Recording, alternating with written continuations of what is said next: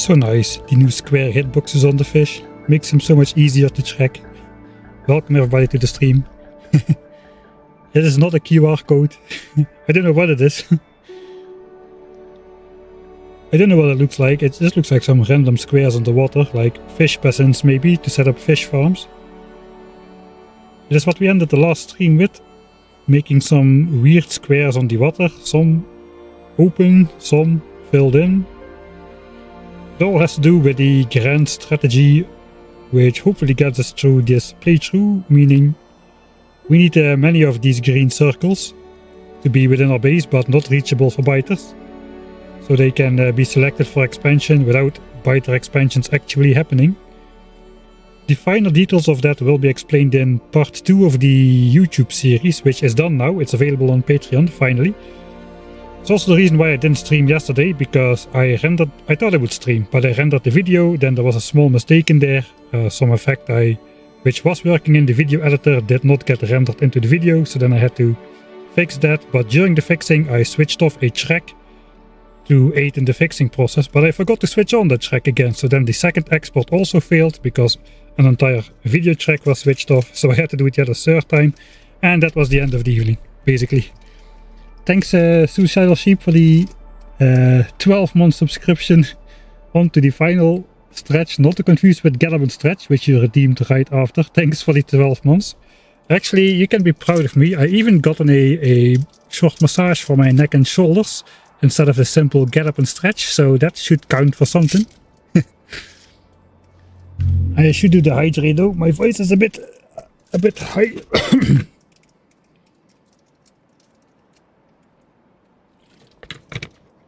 Thanks as well Sakuhara 14 and Iop for the subscriptions. Alright, so the deeper details will be explained in the video next week. I'm not gonna go too long over it. I'm also not gonna intro too long. Normally I have like 9 to 11 hour streams, but that's no longer going to be the case for a while because we're streaming from on the road, so I have a limited battery bank in the van. So a couple hours today, a couple hours tomorrow, and then hopefully next week it will be sunny enough to charge the batteries up again.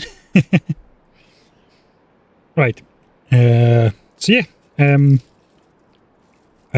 as per the title of the stream, we might actually start doing the normal Factorio thing from here on out, which is working on a base and building stuff and whatnot. We are terribly behind. I don't know how I managed to still be behind keeping up with science in a 1000 times science cost playthrough, but here we are researching modules for 100k, and I haven't even got a single furnace set up for red chips yet. Thanks as well Torion Germanium for the 14th month subscription. Thanks for being here all this time. Do we also get crappy internet again? Maybe. I already lowered the quality a bit. Don't tell my viewers, but to 4 megabits a second instead of the usual 6. Hopefully to avoid that. I am not in the best location. If it turns out to be very bad, then I will just stop the stream early and do a longer stream tomorrow instead from a better location. For now though, it looks like the quality is okay.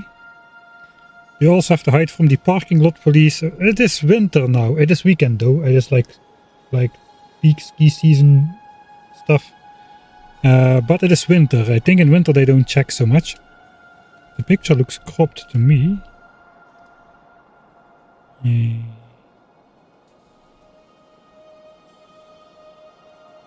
Yeah, okay, it is indeed cropped. What's going on?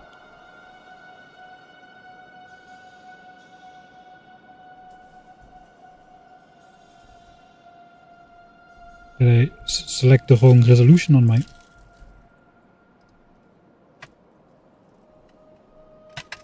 No, I'm 1920 by 1080, so that is okay.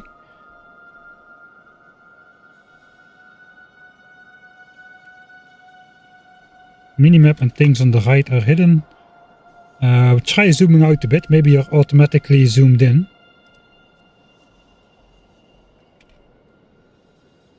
Ah no, it looks fine, right?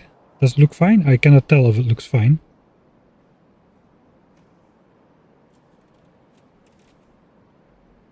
I think it's a matter of being in map view. I don't exactly know what's going on. Alright.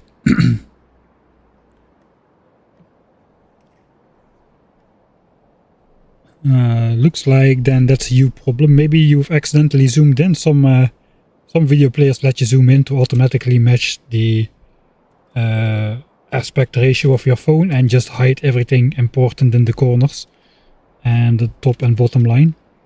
Alright, so yeah, we're gonna actually start building red chips because it is only an hour and a half until we get the module technology. And like I said, we haven't gotten a single red chip yet. Ideally, I would just like to start preparing red chips for signs, for blue signs. Ultimately, we want 900 SPM in blue signs as well. That is going to require quite a large red chip build, so I'm not really sure if that's the best way to go, or if I should just like set up some quick and dirty module production in my base. But then again, I'm already using most of my backup resources over here. Most of the copper is used, most of the iron is used to support signs. So if I want to do that, I probably have to get new sources for my actual signs production. As you can see, this belt barely has any copper on it. We are relying on the copper coming from the former red ammo area.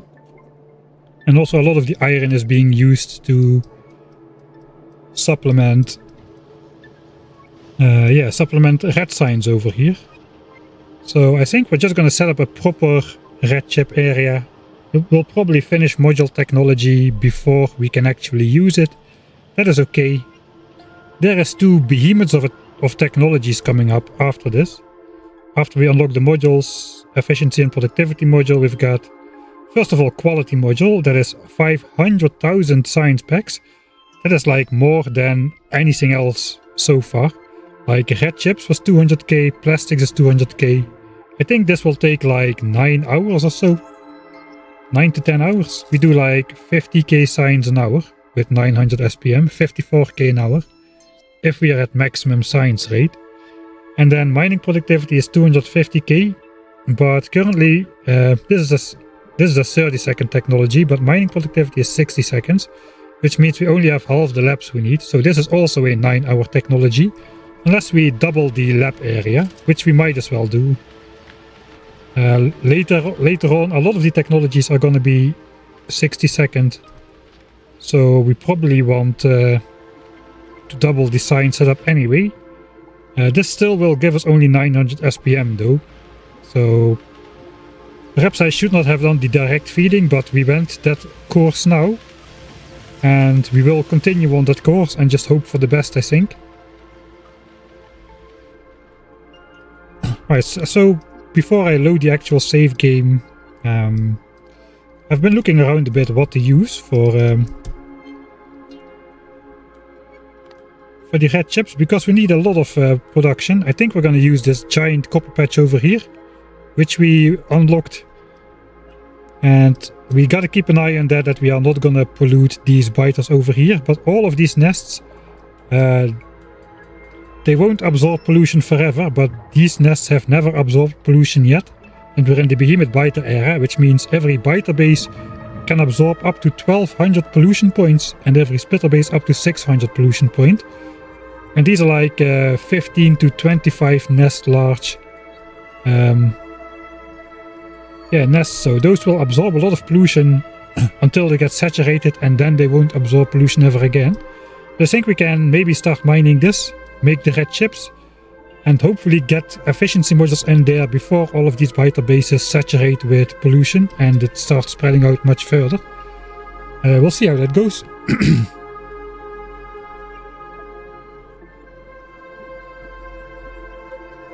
What Factorio version are you in?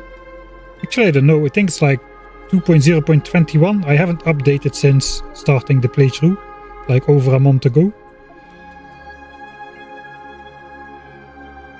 Because you never know when the devs might patch another exploit I find again.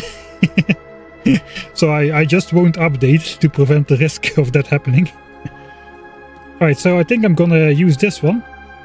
And we're kind of running thin on space in my base. So I think we also gotta...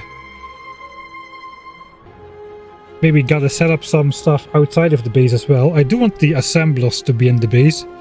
Red chips is gonna require a lot of assemblers as well. And blue signs as well.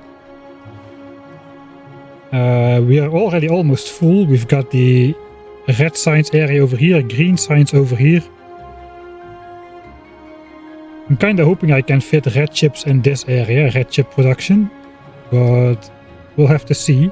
We also still need engine production. These miners have all run out, so we can clean that up.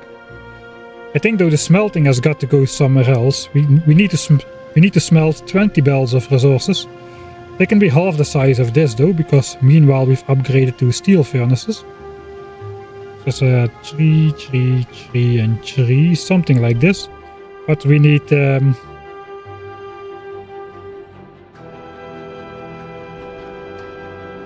3, 4, 5.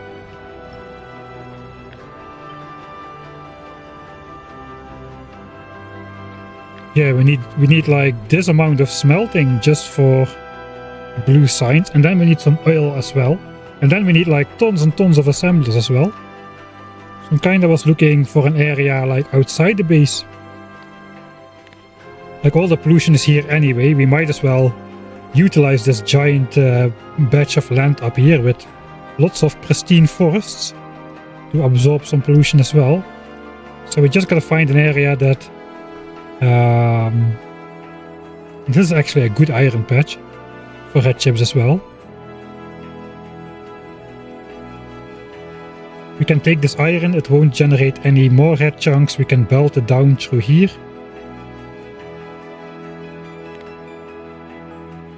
That is already my belt area anyway. This is already all red anyway, so we can take this iron, we can take this copper.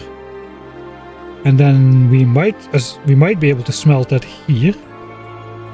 There is not a lot of trees in the way. All of these chunks are already red. We just lose a couple green chunks maybe over here. But that's fine. I mean, we gotta build some stuff somewhere. Next episode will drop next Friday. We just released it on Patreon yesterday. Alright, so that's then the plan. This copper and this iron together will form the basis of red chips. Before we load the actual save game, let's go quickly into the calculator. Over here. I think that should work. Yeah, that works. So if we look at blue signs, let's just change this one over.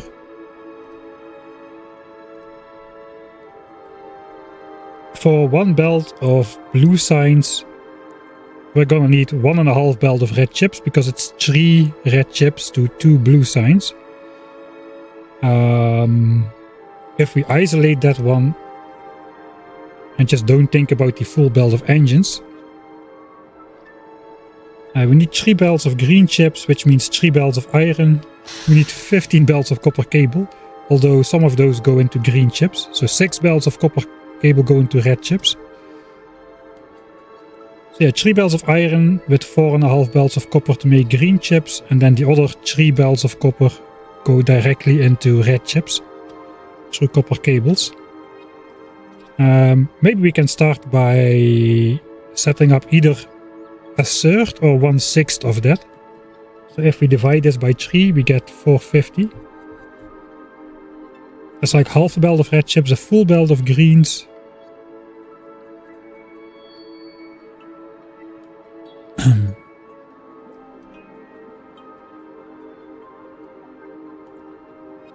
That would be 450 reds a minute. Let me quickly check in the game how much machinery do we have currently. So for how much stuff do I need to make modules? That is basically the question. And how much production time will we need for that? Currently we've got 1,000 miners, 500 of those. This is 3 modules a piece. That's 3,000 efficiency modules. Another 1,000, that's 4,000 efficiency modules, and 1,000 productivity modules. That's 5,000 modules currently. We also need to module up the red chip build, so that's probably going to be... We probably want to make like 10,000 modules or something to start off. But we need 5,000 like immediately. No, we need more. We need a little bit more. Okay, so let's look in the calculator again. How much resources do we need for like, let's say 10,000 modules? We're just gonna put 10,000 here, and then we'll only look to the left side. This all doesn't matter. We just want to know the resources. 50,000. Okay, that makes sense. It is basically just the red and green chips. 50k red chips, 50k green chips. So if we set up this 450 a minute, let's round it to 500 a minute. That is 100 minutes of production to make, let's say, less than an hour and a half of production to make the modules. That is probably okay. I don't think we need more. If we go half of this again, then we can have like half a belt of greens, one belt of copper cable into red chips. Then it will take like 3 hours. I think that's not great. I think we'll go 450 and we'll just try to make 3 copies of the same build eventually to feed into blue signs then. For now we're just going to set up the half belt of red chips. But we already can look ahead to keeping space for the full 1.5 belts of red chips. We will need red chips for other purposes as well, so I could set up like 2 belts of red chips, like so. But that might be overkill. We don't need to be researching all the time. I think it's okay to take a quick break in research to stash up some of these chips. It should go pretty fast at 1350 chips a minute, 10 minutes of not researching, and we've got like 11 minutes of not researching, and we've got 15,000 chips. That's like 2 steel chests full of red chips, almost. So I think we're just gonna set up the amount required for science and just leech off of that every now and then. That's gonna be the plan. Alright, so we need this amount. We need 1 belt of green chips, and we need 1 belt of plastics, and we need 1 belt of copper into copper cable. The other copper cable is into green chips. So that's 2 belts of copper cable for it. 1 belt of green chips, 1 belt of plastics, 2 belts of copper cable. Right. I think now that I've got that in my head, we can actually get started.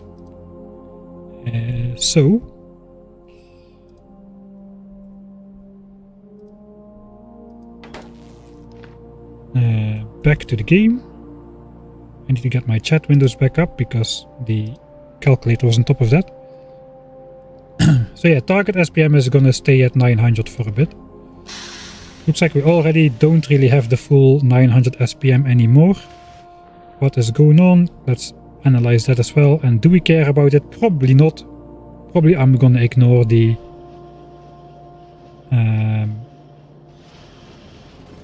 deficit. I think we don't have enough iron. Thanks Hypercoder as well for the Bezos money.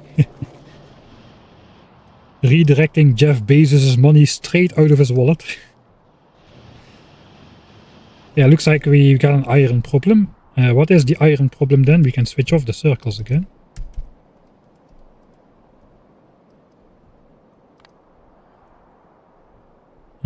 Where is my iron mines? One is over here. Yeah, we're running out. We didn't fill in the full patches, so we could do that as well. But I think that doesn't really have priority now. We're just gonna let this... Yeah, we just don't have enough iron miners anymore. I think that's fine.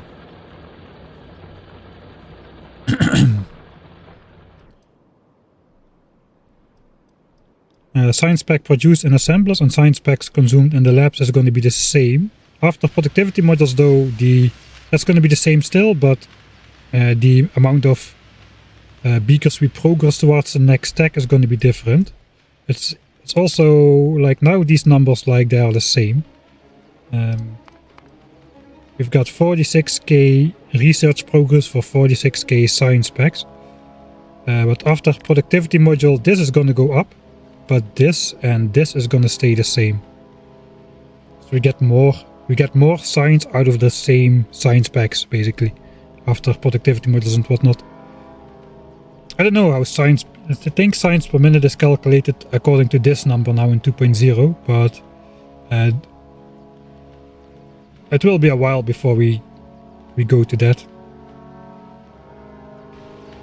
In the old version, science per minute was calculated as production. At least thanks Double Donuts as well for the Prime subscription. One of the iron bells was backing up. First gotta walk all the way back to the base. Alright. I think the priority instead of fixing technology to be more science per minute, I think the priority has got to be getting the red chips up and running.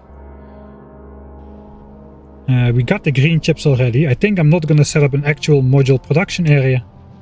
We'll just like, I got my green chips here. If I set red chips and if I set up red chips and also stash them in some chests, I can then just use my Hendrix hand feeder to basically make 3200 modules at a time. So that should probably do me well enough. The machinery is not going to grow that quick. We don't need Mark II modules because that is space science these days. So it's going to be a while before we have access to that anyway. Yeah, alright, the plan is clear. Let's load the actual save game. This was my to make the episode.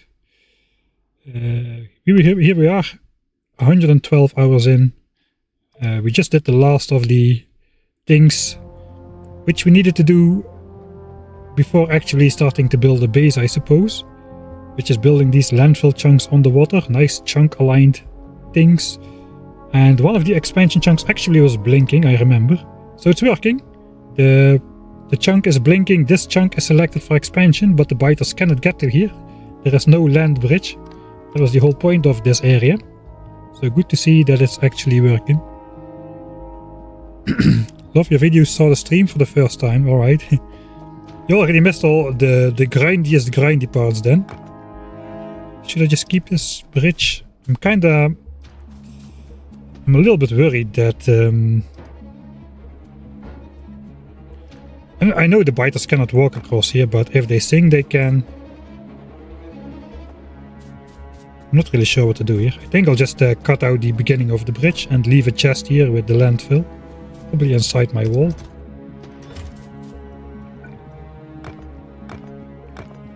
Alright, biters. Try jumping that distance.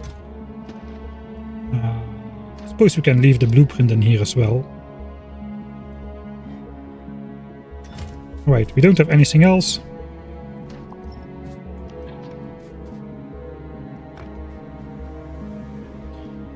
So let's embark on the long walk back to the base. Oh yeah, last time we made like complete radar vision on the resources, and we found out that we still own all the resources that we protected in the early game. Even this oil, which previously we thought we would have lost access to, we can still go around this way, barely. So let's see if that stays open or not. If it gets settled, there's not much we can do because we're like in Behemoth Worm and the Behemoth Worm and Behemoth Biter era. Biter fights are a thing of the past. Let's follow the marker to the Tree of Wisdom, which nicely shows our green science deficit on the left side.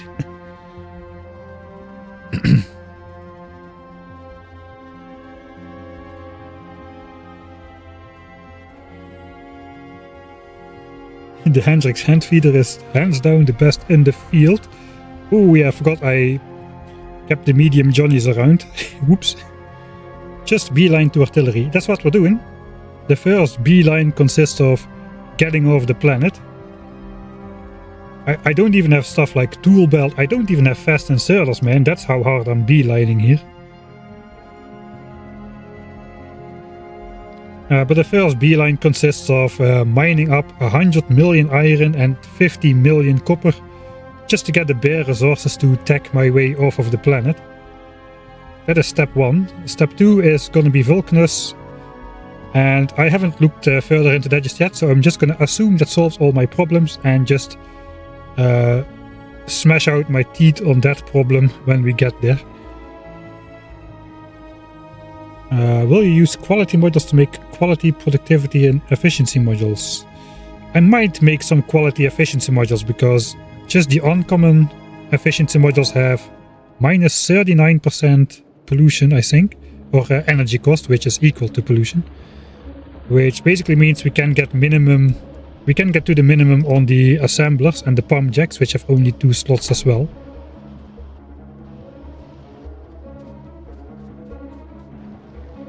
Achievement tracker is missing. Right. There we go. It's still valid. Still valid. Right. Base building. How did that work again? It's been some time.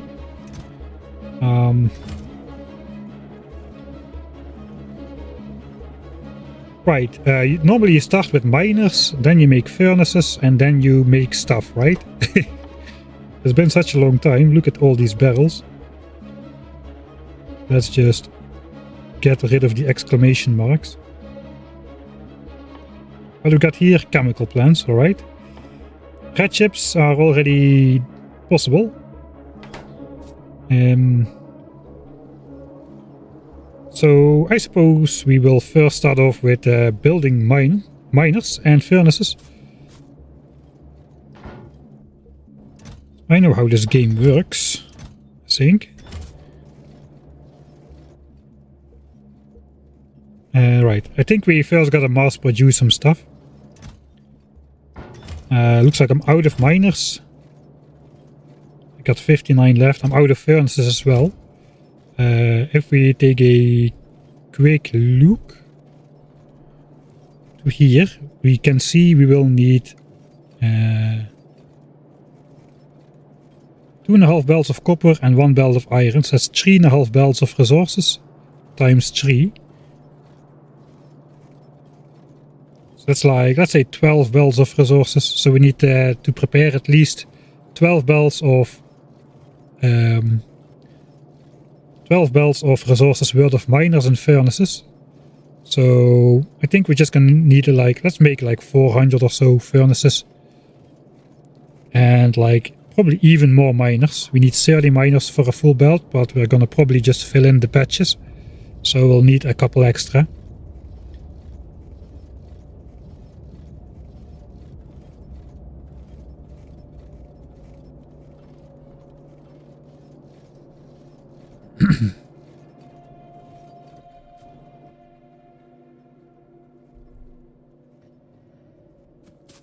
Yeah, I left this in place so later we can maybe use red belts for this. Oh man, these are supposed to be full belts, are they not?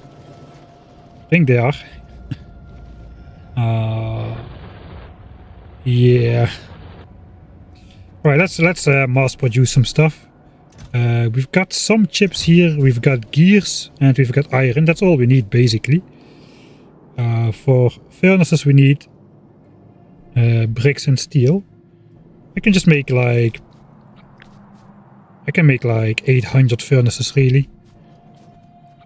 Let's just make 800 furnaces.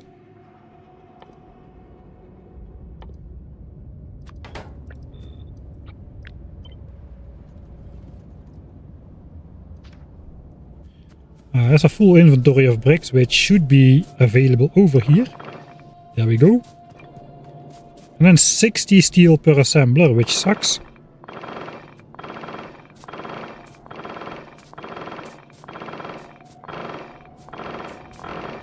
But I think I'm just gonna insert a full chest. We've got it anyway.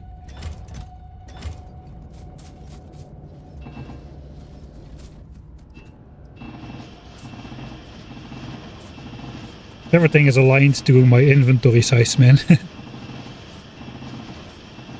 There we go. That should make all the furnaces. Rather quickly too, that's gonna take no time at all. So let's start Let's see how many miners did I produce in total so far. We are producing like, I don't know, how many furnaces? We're producing 100 furnaces every 5 seconds for the time being. 1.2k furnaces a minute. That's the kind of production I'm talking about. It's probably already done. Yeah, it's already done. Right, so I suppose I will just grab everything like this.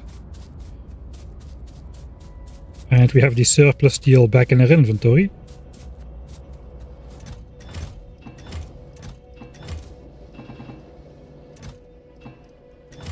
Alright, that's my furnaces. That will keep me busy for a while. Next up is gonna be mining drills. We're gonna need to pick up some circuits, I think. So I might make steel chests of circuits down there.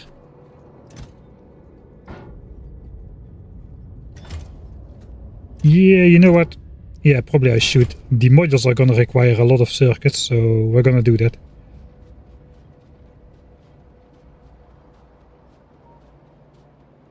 %50 of miners have already run out. Maybe.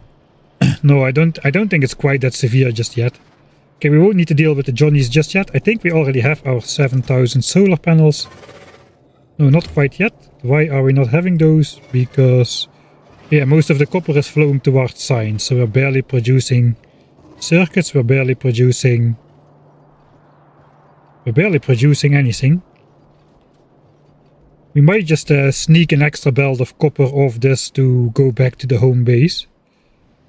So we can spend this belt of copper again on solar panel production, green chip production and whatnot instead of science. So maybe I should also like grab some iron and bring that back to the base. We could take this iron. We could also just fill in these miners. I don't know. What's wisdom? I think I'll just set this up and build a... I don't know what to do, how to fix my iron problem. I kind of don't really want to build new miners. I can build new miners. What am I talking about? Yeah, let's not worry about that. Oh yeah, and upgrade these to steel.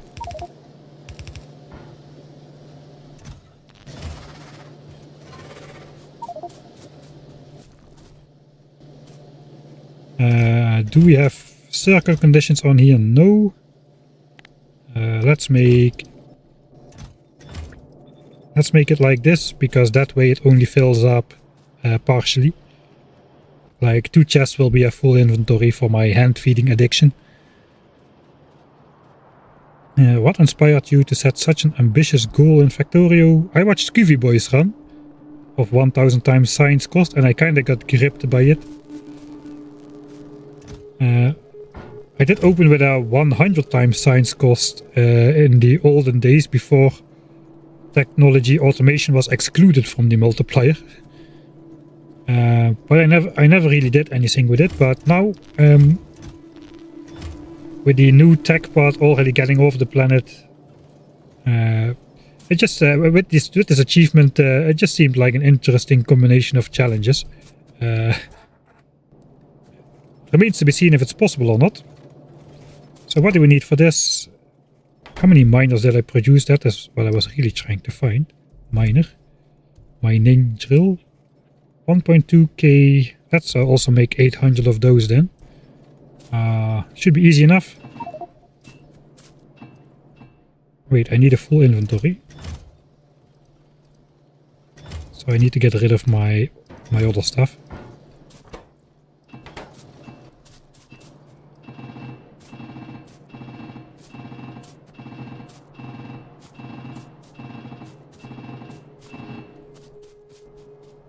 Eventually I might set up a mall. I already have a mall. Look at this. Chests full of belts. We need only like half a stack of this. Suppose like half a stack of this as well.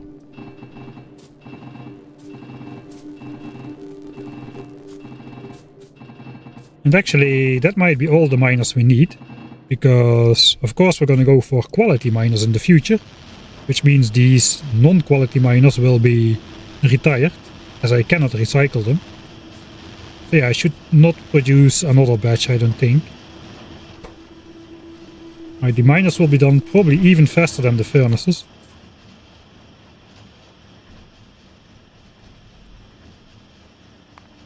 Producing 1.8k electric miners a minute at the moment.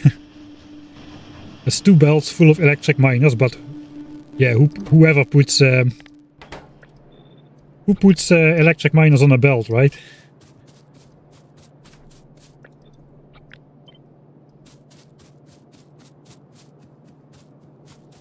Right, surplus chips can go back. And that's our 800 mining drills. So that should give us a good bit of stuff to work with.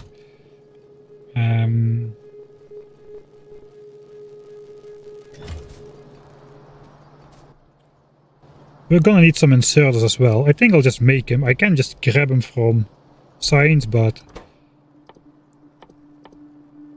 that will hurt Science even further. Let's just make like a full chest of inserters. That should also be pretty good.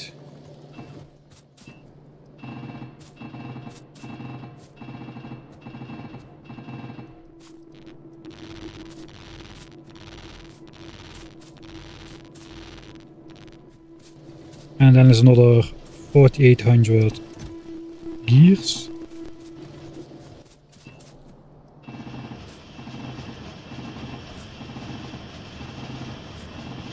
Alright, then we need maybe more splitters. I got 60 splitters left. I can handcraft the splitters, that is not such a big deal.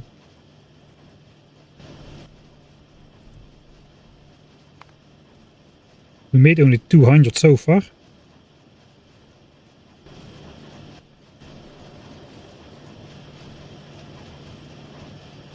Let's make 300 or so. 300 splitters is 1500 circuits.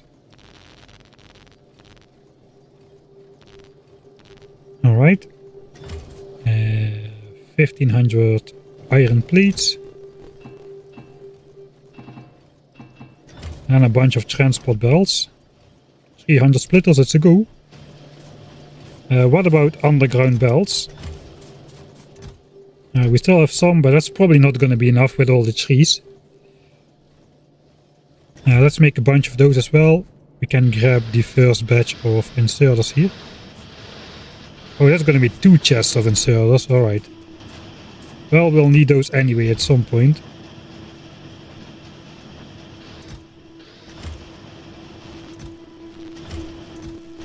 We can make long-handeds out of those as well. Underground belts, 10 iron and 5 transport belts. So if I grab...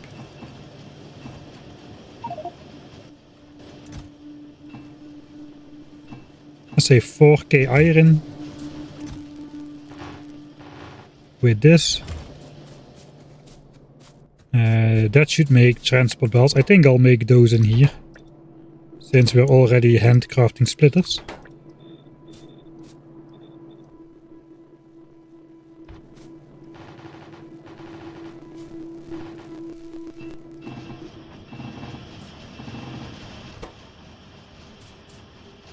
Oh, that's pretty fast as well.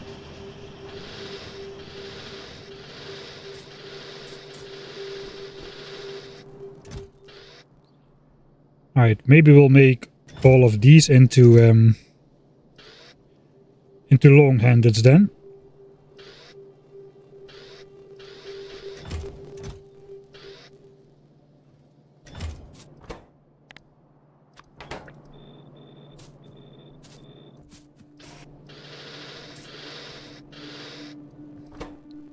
Those need half a stack of gears and half a stack of iron.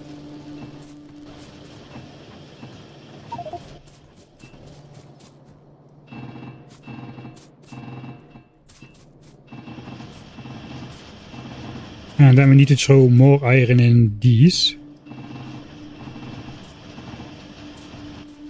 I think that will probably do us good. Power lines we have plenty still. I think that's all the supplies we can possibly need for a while.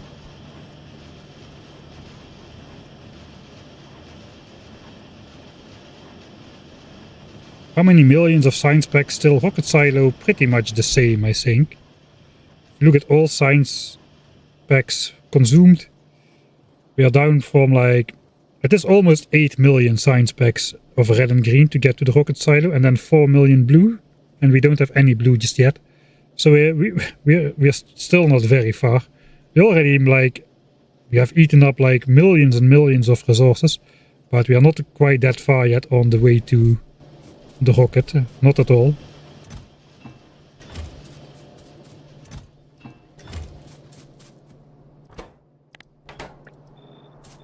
Alright, let's take everything out.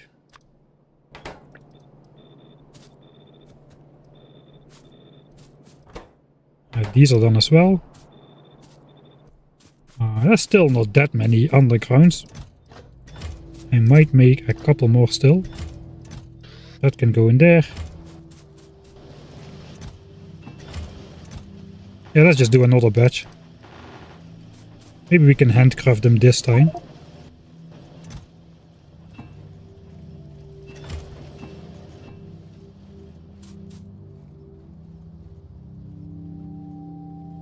That will allow us to take more stuff if these are in the handcrafting queue. I gotta be quick then. What do I need? I want the miners. All of them? Probably not. 200, 300. How many will fit on that? That's a big copper patch. I don't know how many miners will fit.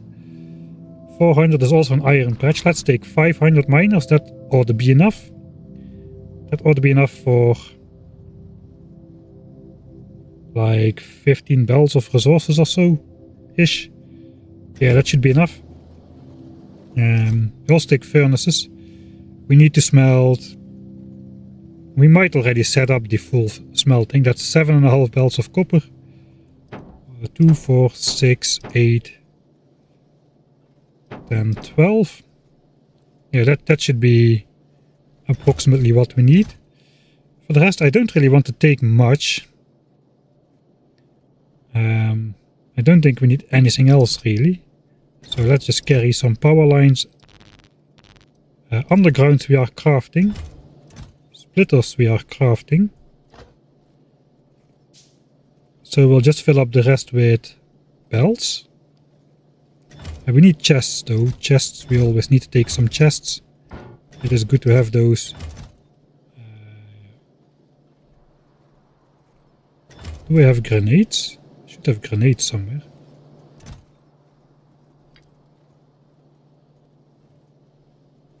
I think I'm going to be precision chopping if anything, so let's not take that. Let's leave that in here. We might take the radars and some solar panels.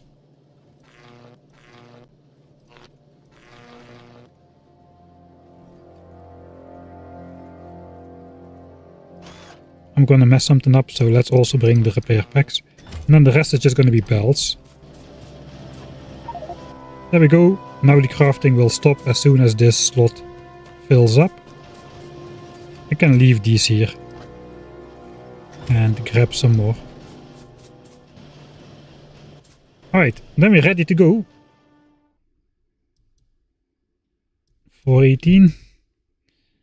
Red chip miners.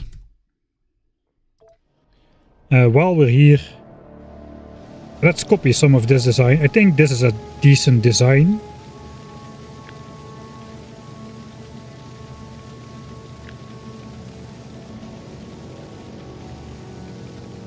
This is like 4 belts of smelting. We need only half of that though. 1, 2, 3, 4, 5, 6, 7, 8, 9, 10, 11, 12. Up to about here.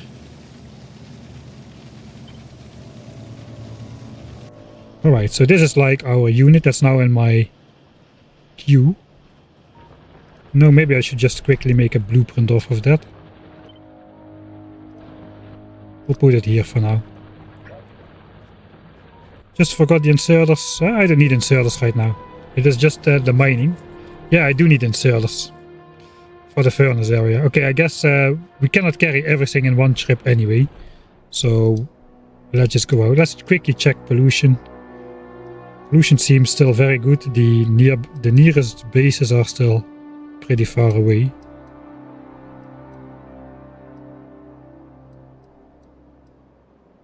Yeah, we don't have any worry whatsoever just yet.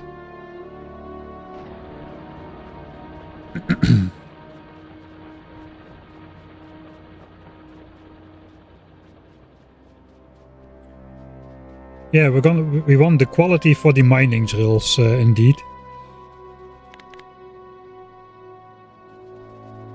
Because they drain the resources slower. Ideally, I want to go for rare quality miners. Kinda depends on how hard it is to get. My plan is basically to... in all the miners close by the biters, we're going to keep efficiency modules, but we're going to prioritize resources from our nearby miners. And we're just going to switch all these out to quality, and then the normal quality iron just goes to science, and whatever is better quality I'll just set aside or bring into a separate furnace area which I'll build somewhere. We gotta make an automated setup for that for sure. That is not something which I want to be handcrafting and what.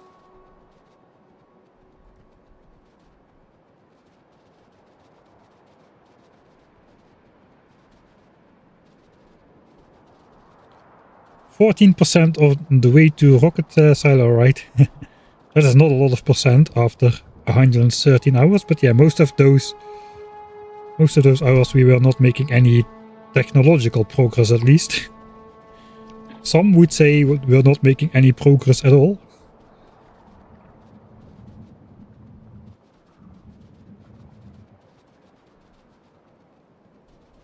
Quality miners mine at the same rate. So they are not faster, they have the same speed. Let's quickly take a look here. So you can see the mining speed, half a resource a second, that does not go up with quality. Instead, these have the resource drain ability, and that becomes quite powerful quite quickly. Much more powerful than the 30% per level. Basically at rare quality with a resource drain of 66%, it basically means there's 1.5 times as many resources in the ground. You mine 3 and the resource count goes down by 2. That's why I want the rare ones. For uncommon, it's basically you mine you mine 6 pieces and it goes down by 5, I think. So that's quite a big difference. So it's different from all the other machines, which basically have just faster crafting speeds and whatnot. The mining drills do not extract resources faster. Instead, they man, this is a large patch.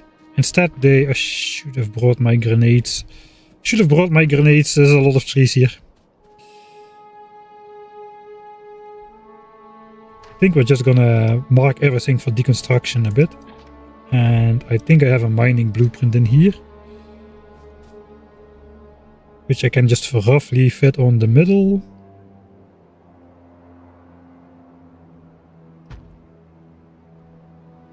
And it should kind of overlap like this.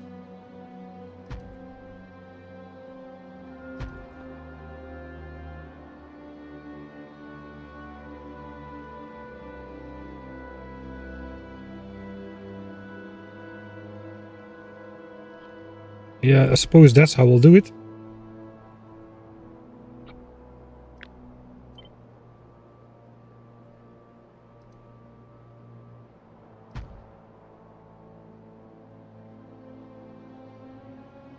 Okay, how does this align? Not great.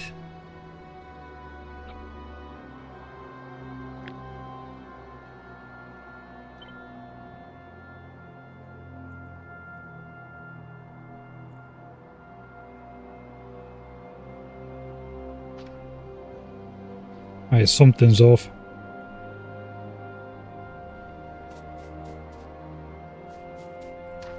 Alright, let's just start clearing at least like a small pathway here. I'll do it at double speed if I can. Personal bots when? Yeah, it's a good question. That's gonna be a while. It's like pretty deep into blue signs.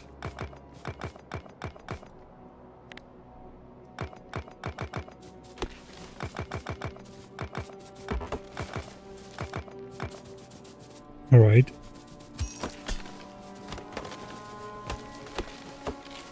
Should have brought the grenades. That was a mistake. Precision chop, yeah, but not on the ore patch. The ore patch is gonna have to be cleared. Well, perhaps actually... perhaps not. Perhaps I'll clear half of the ore patch. And then just let the trees absorb some pollution as well.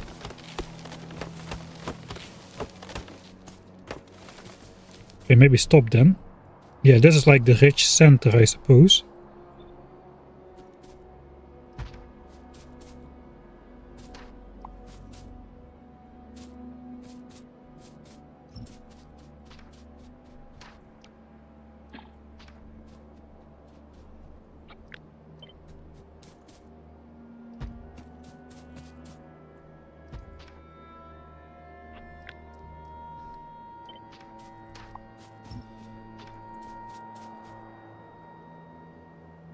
So the front has to be this far out.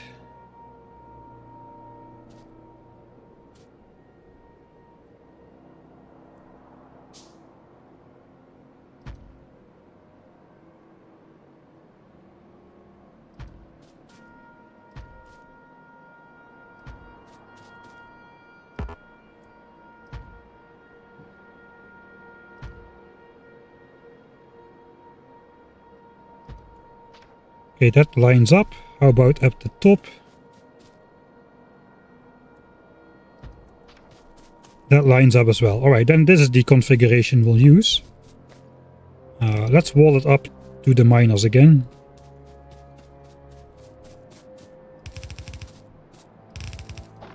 Because this is also like expansion denying stuff. Of course we're gonna build a lot of miners. I think I'm gonna leave all these trees into place here, except the couple which are on here. For now we'll just fill in the...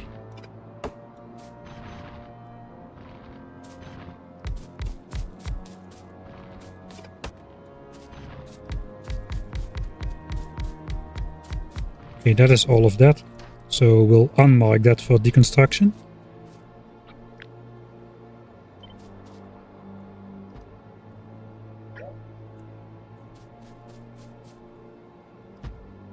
I think hey, thanks Construction for the raid.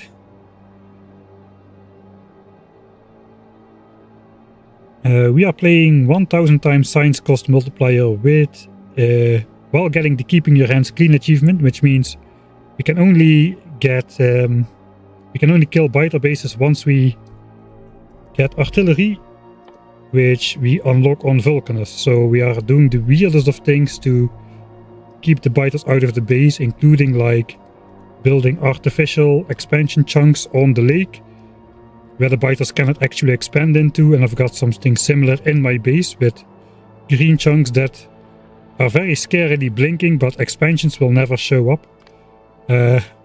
We've done all the pre-work in the last 110 hours, and now we're actually working on normal Factorio stuff, building a base. What are you up to? So that's just a quick introduction for the raiders. Alright, I was thinking I should just make a blueprint out of this which is tileable like a pro. So snap to grid. That overlaps a bit, so it's 6 tiles shorter, I suppose.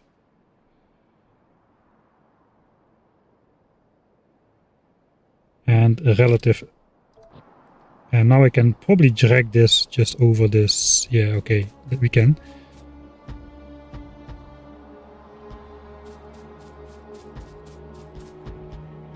Okay, so later we can do it with this blueprint.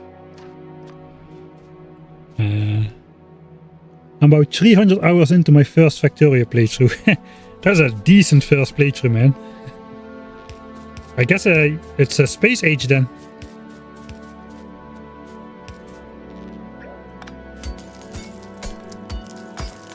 Space Age, 2.0, probably Space Age I would say.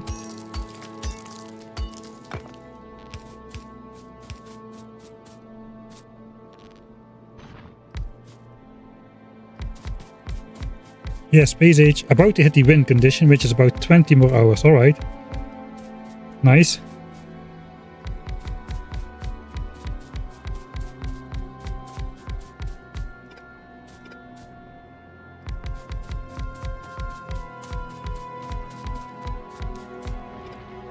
Oh, let's just build it all.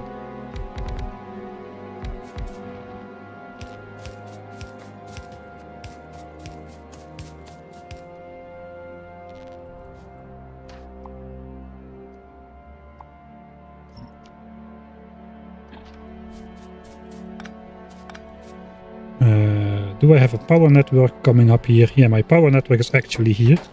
That is incredibly close by.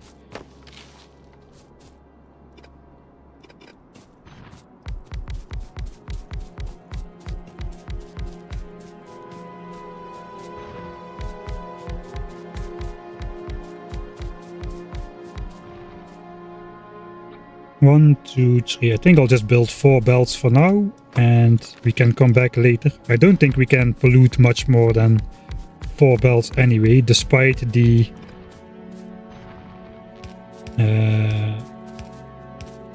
situation with the pollution absorbing biter bases close by, the temporarily pollution absorbing biter bases nearby.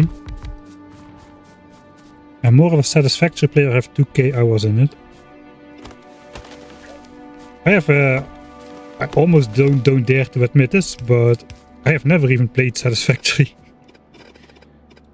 I've just been hit with the Factorio bug, and that is where it's gonna remain, I'm afraid.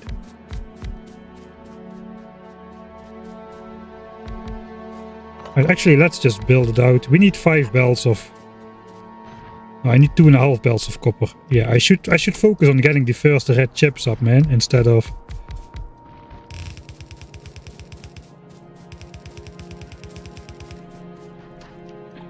building big.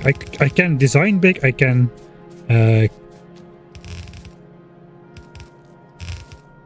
it's okay to design big and to keep space for a big build, but I should focus on getting the first 450 red chips a minute up, so we can start making modules as soon as possible. Because, oh my god, it's only an hour left until the module technology. And then I suppose another hour and a bit until we get the actual efficiency modules unlocked. So we're gonna build this, and that's gonna be it for this copper mine now. We have a whopping 8 belts coming out of this bad boy though. 1, 2, 3, 4. 34 miners here, 33 miners here. 17 and 16, 16 and 18. Yeah, I think I'm just gonna have to build a proper splitter here. Where is my belts gonna go? I think the belts go down and we go out in this chunk to save as many green chunks as possible.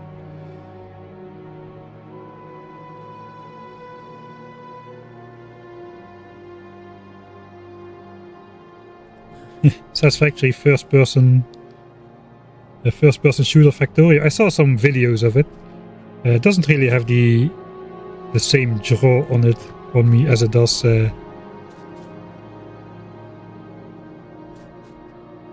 over here.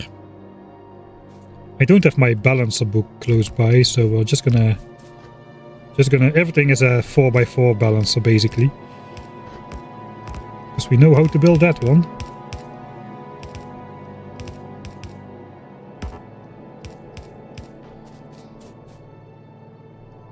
And I will eventually build another one then on this side. So how many miners is this? If I use the blueprint we just made, we can fill it all in.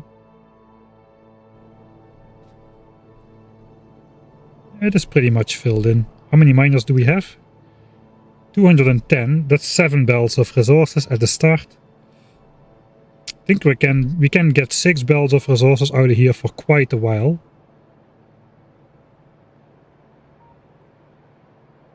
We will need 2.5 at first and 7.5 later. We have another copper mine up here, which we can combine with this. And I think that's going to be enough for red chips. And then this iron mine should give us the 3 belts of iron we need, I think. That's large enough. We'll have to see. It's like, yeah, this is 87 miners. So that's like 3 belts of resources. And it looks like we can fit a little bit more on this patch, maybe 100 or 110 miners. I think we'll get 3 belts of iron out of there easily.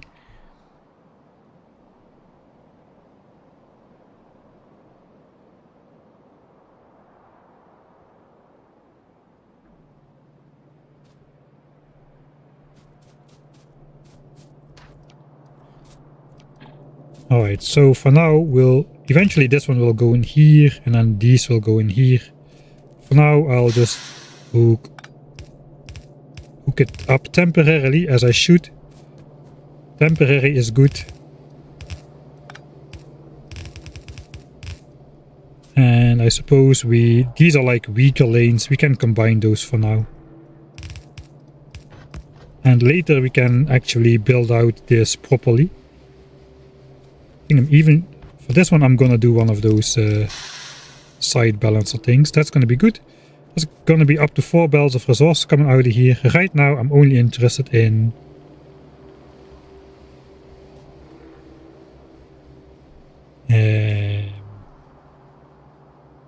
where am I gonna take this though? I'm only interested in 3 belts.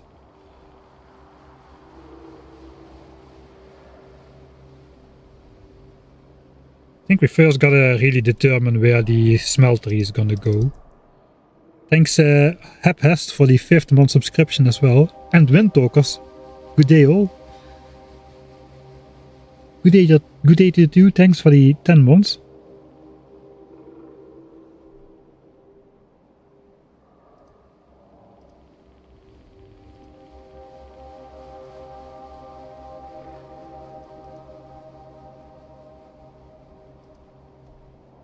Something wrong.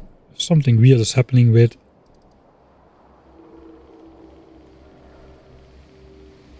control key locking, apparently. Alright, we gotta figure out how to place this. We want to keep... This is not general Factorio advice for...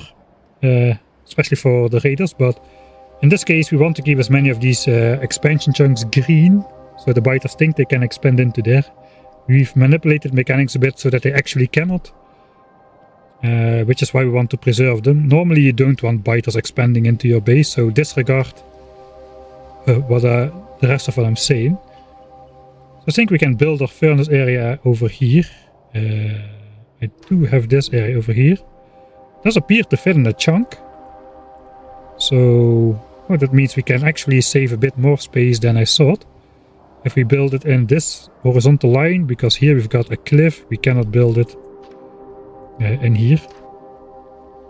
And it's night. Of course it's night.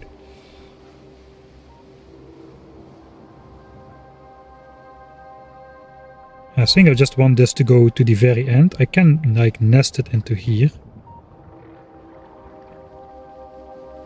But I think we are just gonna build it out to the end. I forgot if a furnace on the border counts to the left or to the right chunk.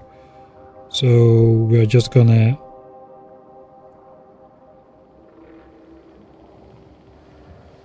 I think put it like so. The coal belt has to run up. Think, because we got coal over here. We can repurpose this coal to go towards our new furnace area over here. And I don't know how many of these we can stack. This is like 4 belts, 8, 12. Yeah, more than enough. 16, 20.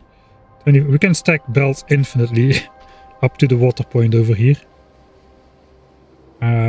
Alright. Our belts should come in this chunk over here. We still need to reroute our old coal belts, so these chunks become green again as well. We might do that in one go then. So these coal belts will have to come up in this chunk somewhere. Perhaps we just go up at the very end. And they can go... We'll have those occupy the bottom 2 slots then. because this can go up to this furnace area, but also down to the base where it's currently going. Currently it's going down to the base as well.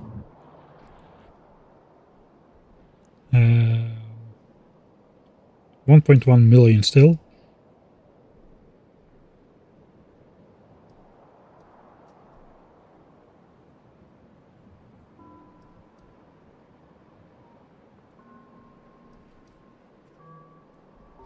Right, so if that's the cool belts, we also need a power line going over there.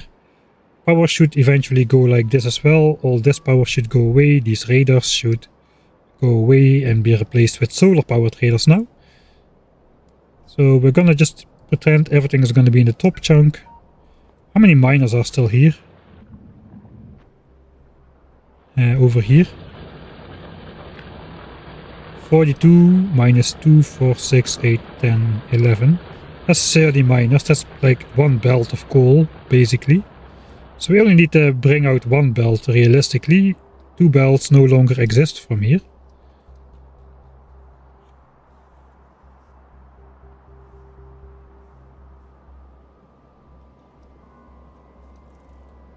Alright, so we don't need two belts, we need only one. Then I suppose we'll just bring the power line just in the bottom of over here. I have the coal belt. And then we need like 8 belts of copper ore. Maybe more, maybe...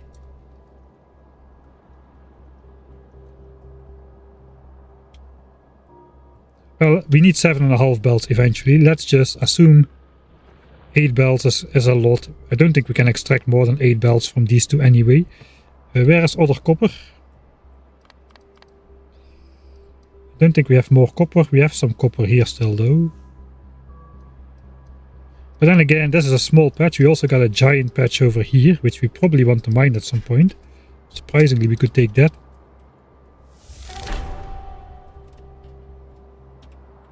Whoa, thanks for the 56, and I have no clue what currency symbol that is. I know a lot of them, but that one I have never seen before.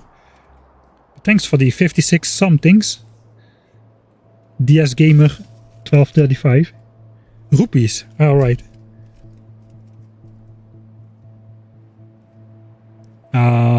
Rupees, a lot of countries use rupees. Is that India then?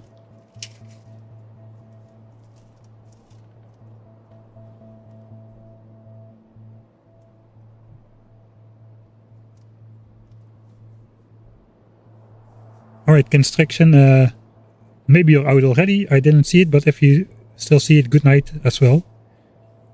Just free Google money that was about to expire, that's the best money, don't let it go to waste. Thanks anyway, man. Right, so 8 belts. We can get from this direction, we can later stack more belts on top, but this is kind of the width of belts that have to go this way. There is some forest in the way, but not excessively much. There are some cliffs in the way. Especially here. It's just like one lane though. It is the second lane. We can bring coal there. Maybe we'll do the power on the second tile then. Keep the coal belt separate.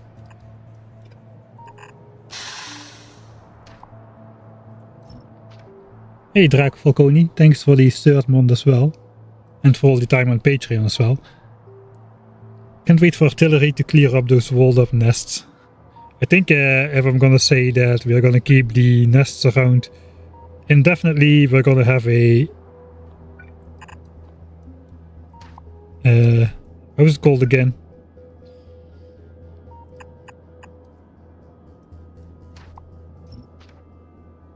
Upstanding.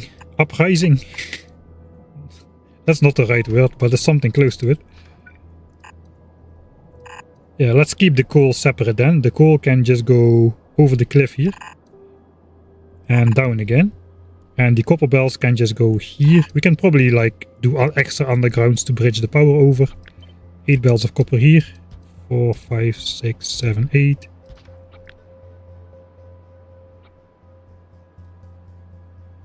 Revolution, yeah, revolution. That's the word. the same word in Dutch as well. Alright. Okay, so we can actually go up here in front of these, before we had these biter bases. So the copper belts come in here. Coal needs to split off. Coal has to go here, basically. Which means maybe we'll just cancel this coal being brought down to the base. And we'll just reserve all of this coal for red chip smelting. We might need that full million coal out here to smelt everything. We might even reverse this coal belt upwards then. Alright, in that case, let's just already... let's do this. Then this coal starts... and these belts start clearing. Better yet, let's just rotate them, because those crosses expire sometimes. And then later we can just pick up the empty belts over here, which will be a lot easier than coal-filled belts, that's for sure. Right, so those belts go up here. They have to cross the coal belt. We're gonna come in with... there's gonna be some issue as well. We have 8 belts incoming, and then we also have outcoming belts. Outcoming belts will have to go somewhere over here, I suppose, then. We might bring them to the next chunk and then downwards, because there we've got a lot of space. 8 belts of copper, 3 belts of iron.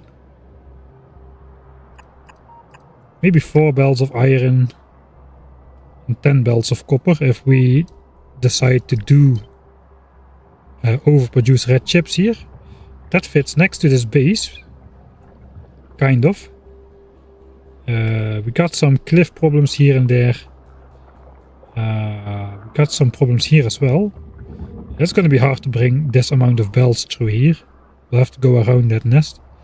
For now though, then let's not worry about it. 8 plus 2 it is. These don't exist. Okay, now it fits easily.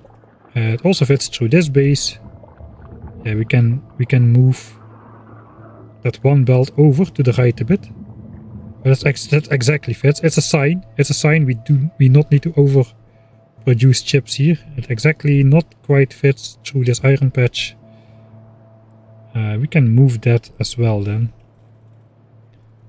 To avoid this iron patch, ideally we would move over 2 spaces.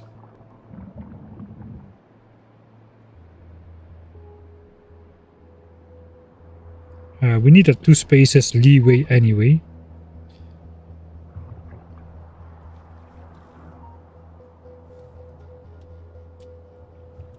All right, let's follow this one at first.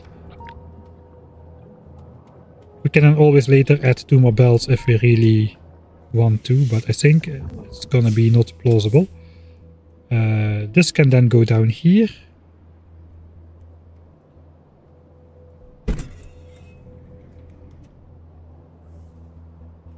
And then we meet the corner. We can go here.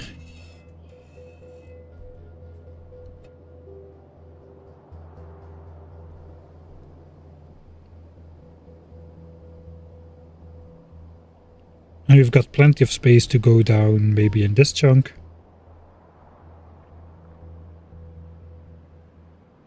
It's quite horrible with the trees here.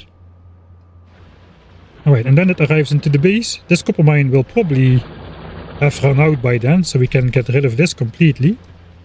Because now it's kind of hard to fit 10 belts of resources through here. Here it fits. Ideally I would like to bring this under the lab area, which is here.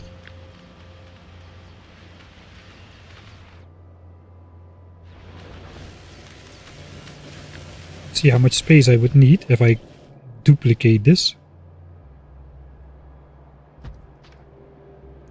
It would go to here. We have space for 2 extra science belts, so that's 6 which these labs can handle, which is more than we'll need. We need 4. And then we still have this area clear for red chips.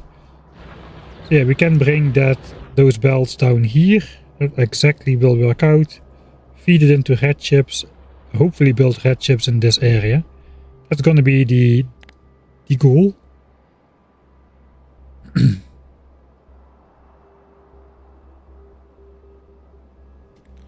Got some buffering happening. Oh god. I know what's going on. We back? Alright.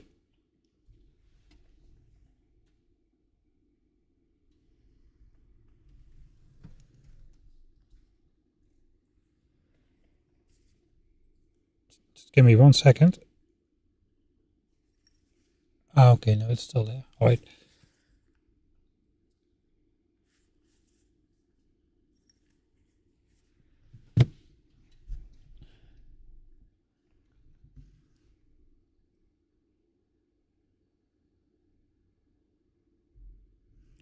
Let me just check the upload speed real quick.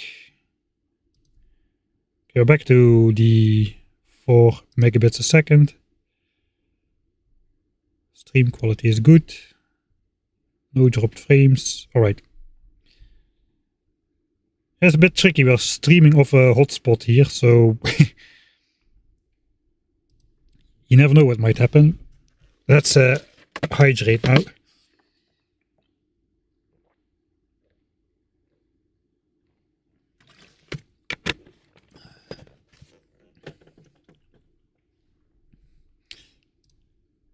Alright. We'll continue just as is then. 1, 2, 3, 4.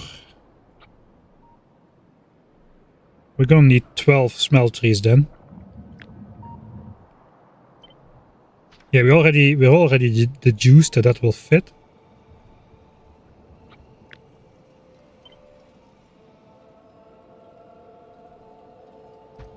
So that's copper, and then no 11. Then it's iron.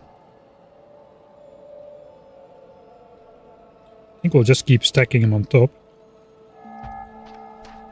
But technically that is the limit.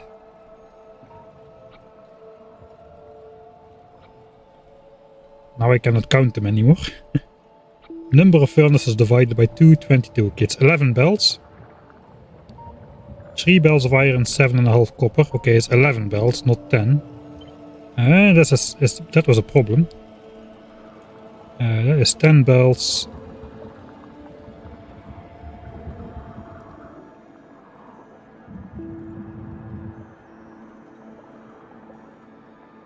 We cannot get a belt through this line nor through this line. We cannot get a belt through the nest because we don't have red logistics just yet. Okay, that's a problem for future Mike. I keep getting sidetracked. Is it a problem for future Mike? Can I rotate my way out of this mess?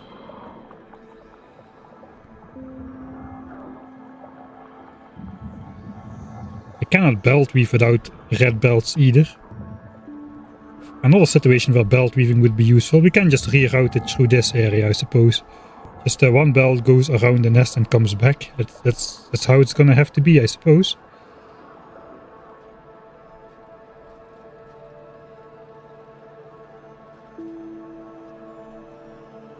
Alright, I think that's enough planning then.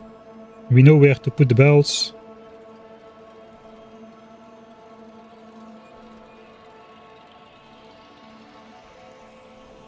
Let's start placing some stuff again.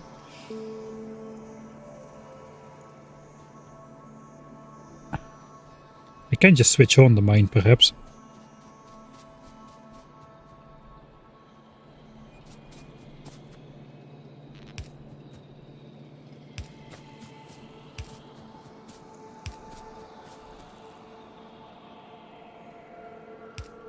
Alright, so this will start it. I can connect that later.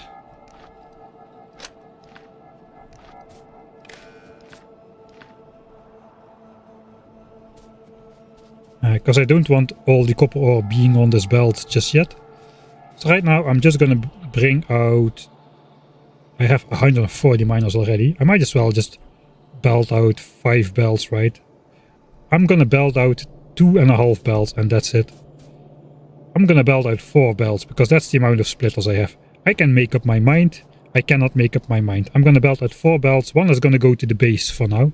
To aid... yeah, one needs to go to the base because we need to clear up this copper to make solar panels and green chips for our modules. So yeah, okay, 4 belts it is.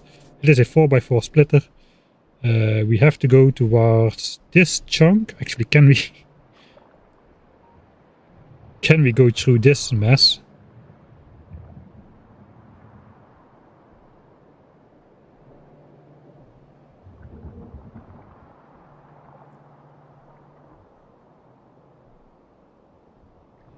Okay, this is a little bit well, we can bring a lot of belts through here. 1, 2, 3, 4, 5, 6, 7, 8, 9. Okay, we can bring the belts through here. It's not really a problem. Okay, let's bring them through the biter bases then. 1, 2, 3, 4, 5, 6, 7, 8, 9,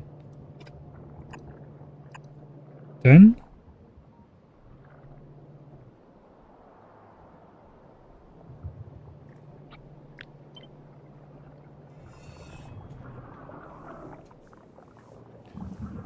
Yeah, all of this is aligned to the same grid, so we have space for undergrounds between the biter bases here.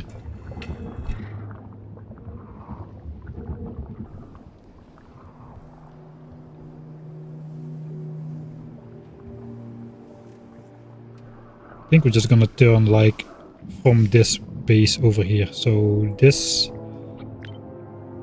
is the first 4 belts and the rest just goes there. So we need to turn them somewhere in this chunk. We've got a power line going through there. That power line will need to keep going through there. We've also got this impassable belt here, so this is going to be our top area. Okay, so we need to go here, and then we need to go here, and we need to turn up here.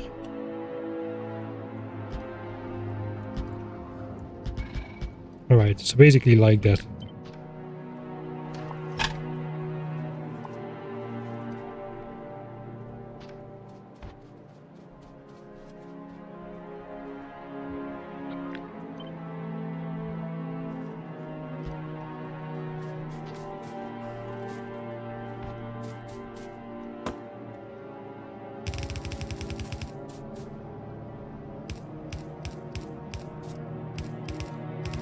Alright, we're starting to do something. That is always positive.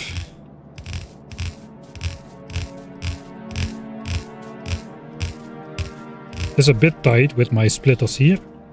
So maybe I'll rebuild that or reorient that later. But for now, we gotta get those red chips up. I already spending way too much time on details. Can I carry everything? No, because I got wood, stone, and belts that have finished crafting. So we're gonna come back here. Let's mark it. I said let's mark it, so we know it's there. And what I probably should do is hook all of these up together.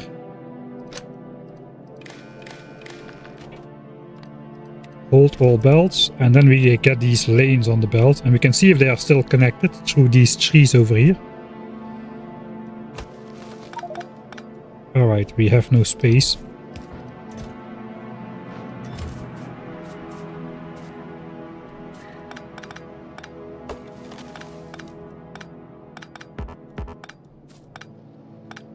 Alright, that's good enough for now.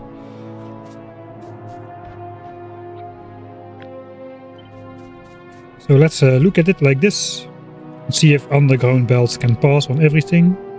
It would if this tree was gone. Here we also have too much space. Okay, that passes. Here we got a lot of garbage. Let's see, is there any... There's a lot of those small square hitboxes in here. All the dead trees, they take up a lot of space.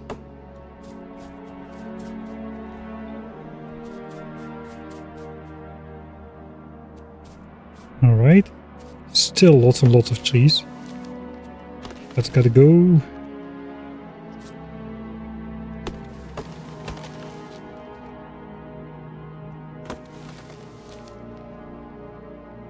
Okay, that appears to be all good. Here it gets a bit thinner.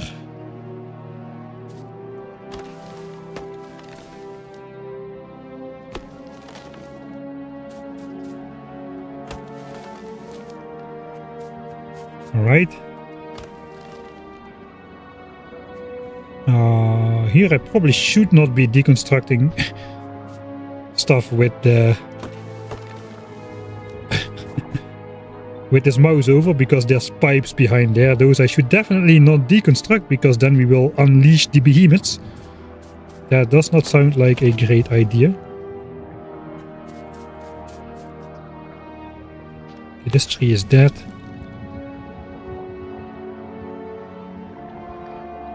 We need to chop one more tree here. I think that should do it. So let's try to draw all 4 belts to this point. They should be here actually.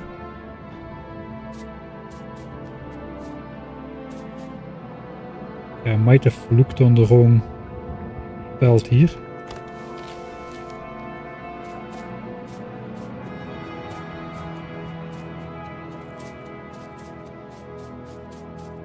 Oh yeah, this looks good. I'll just start bringing the belts.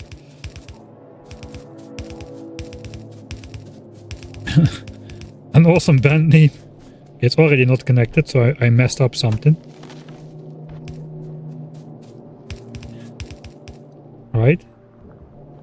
Okay, we see the lanes there, so then we are positive that all these undergrounds are connected. That's a great trick to...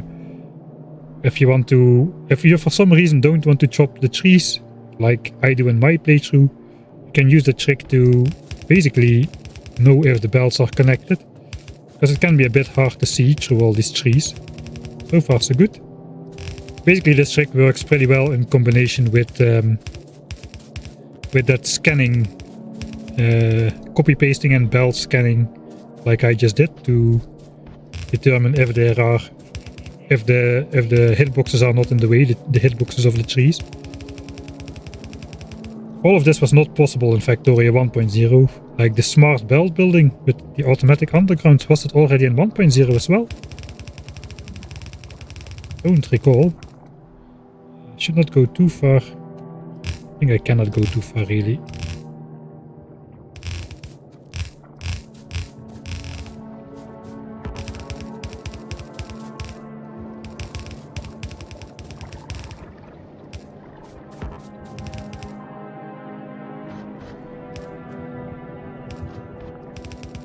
It wasn't 1.1. I'm probably just too stubborn to use the good settings. Okay, let's pick up that chest, which I didn't mark before I forget it.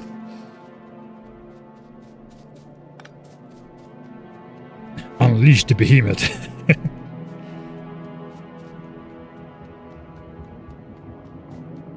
Scanning was difficult, yeah, but scanning is the reason that all of this connects on the first try. If I don't scan, then it probably won't connect.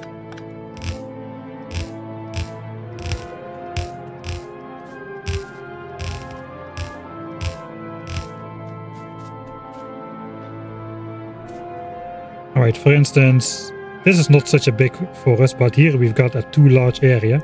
So if I just drag this through here, it will not connect. And it's pretty hard if you have a dense forest to find out what you should do to fix that then. So that is why I rather scan ahead of time. So I don't need to do any fixing. And the railings on the bell just confirm I was able to get through there correctly or not.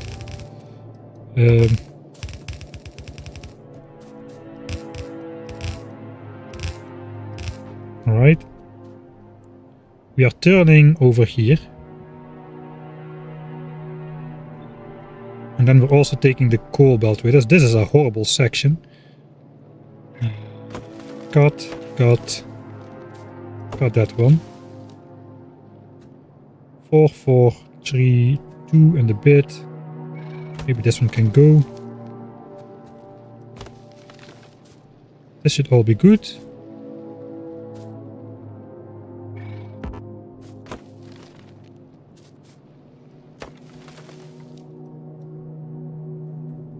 This tree is dead. Now I forgot the line. It is this one.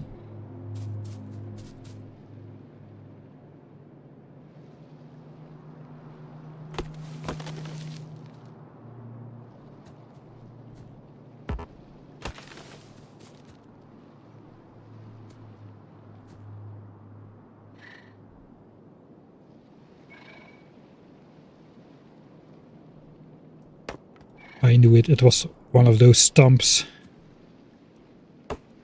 Alright, another stump. Those take so much space, man. If it's a square hitbox, it's like one of those stumps. One of these things, or one of these things. That's not a square hitbox, but it's a stump as well. Alright, I'm not entirely sure that was 100% correct, but I suppose we'll find out.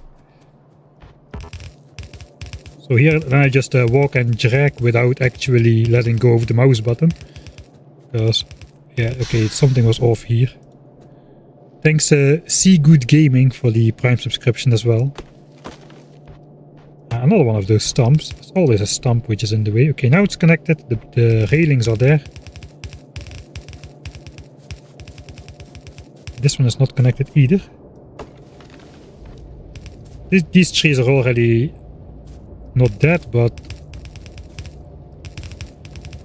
damaged for sure because of the nearby coal mine. So it's a little bit easier to spot that. They don't have as many leaves anymore. Alright, and we should also reroute the coal belt from this point on.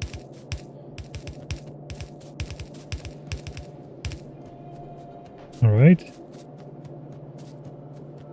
That all looks good. Alright, this we gotta clear because this is a corner. So we cannot underground belt that area.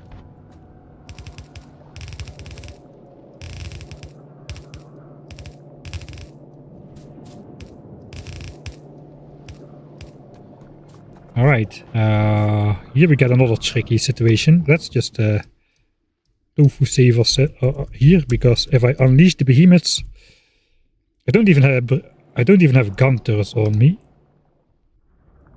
So that might not end very well. There's pipes everywhere in this forest. I think I'm just gonna try. Alright, that's still connected. That though is not.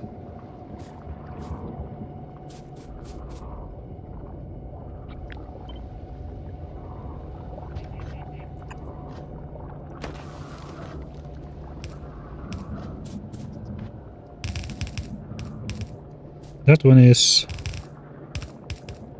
And that one is.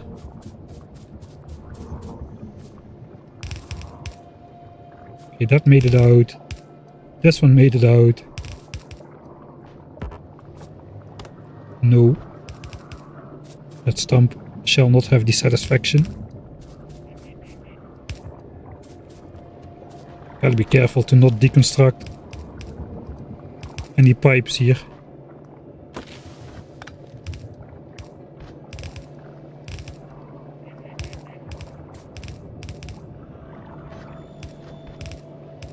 It looks like we got through there.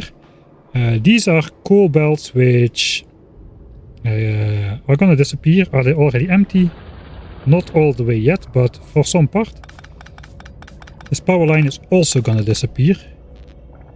So let's get it out of the way for now. Oh, I should be way more careful with my deconstruction button next to these pipes here. This pipe should eventually go away completely. Okay, so now we are getting somewhere. We need to go up there. We'll just continue on straight. I think we'll also reroute power. The coal belt, actually one coal belt goes here. Power will go up here as well. So this power line can stay in place then.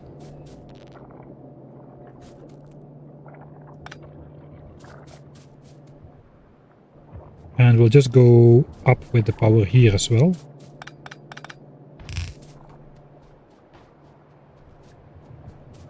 And this coal belt is gonna disappear.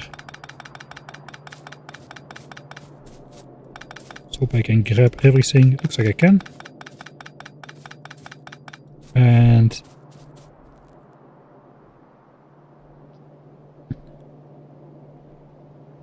this in total should be just like a single belt of coal now.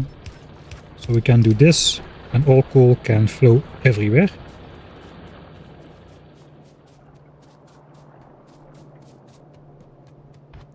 And that can start coming up. I think it is also time that we can switch on the copper mine.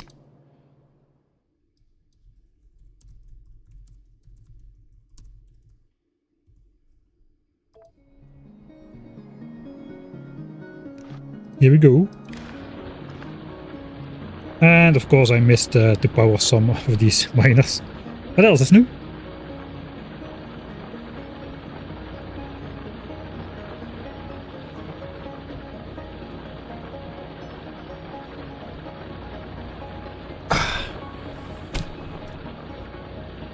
Curious if we will get 4 full belts out of there. Let's do the hydrate.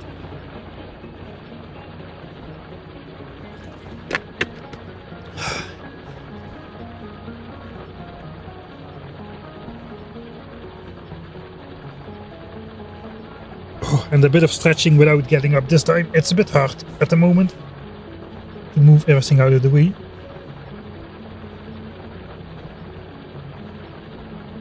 Sit down and stretch. It does look like full belts. You can verify that with the gaps. It is not quite full belts. Probably would be full belts as soon as I power this these front miners. That's probably, yeah, 15 miners. We need the full 15 miners on that line.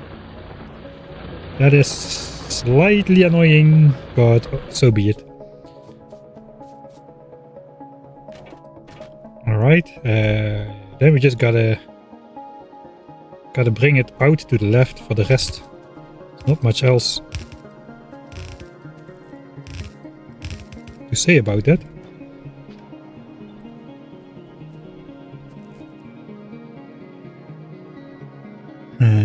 Actually all is okay except maybe this one. And we got a fallen tree here. Let's take that one out as well.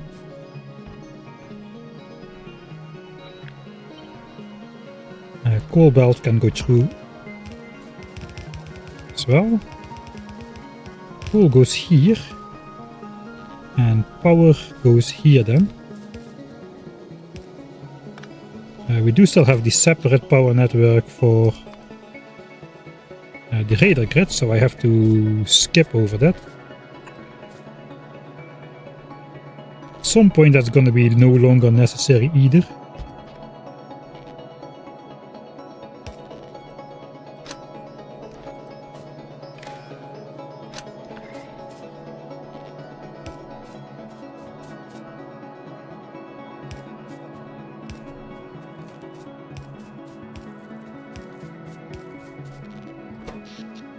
Alright, that is our... I think that is our only connection to the base at the moment. It goes over here, so we first need to connect our new power line through here before we can cut the old one. So we'll just bring that along then as we belt our way through all these forests.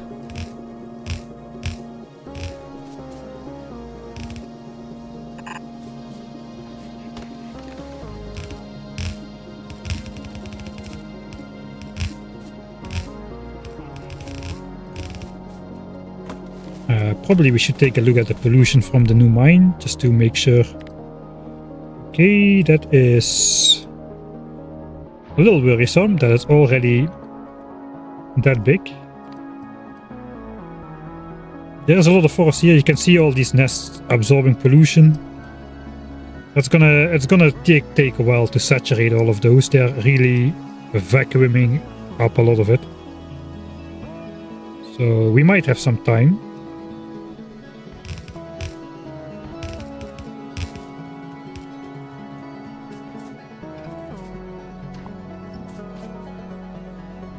Alright. Not too bad. Now we have to bring even more bells and even a power line along. I can see if the coal belt is connected because the coal is already here. Oh god, a cliff, always fun.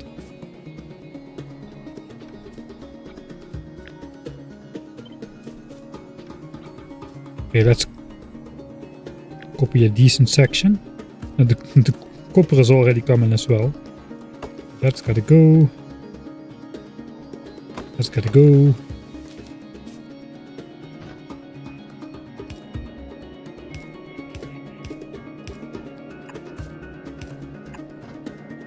That's gotta go.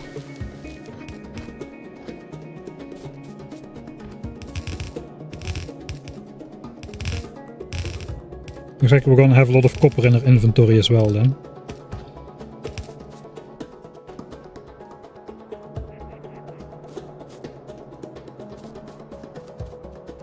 Alright, the power line. Almost forgot about it.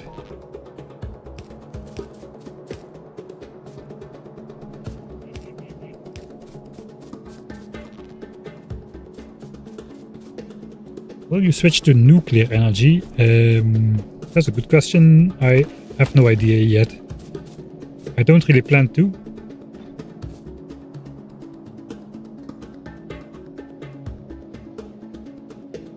Before getting off of the planet at least.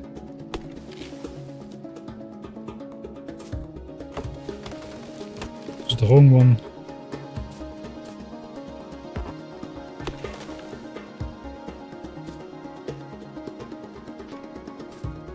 Another stump. Okay, that should do it.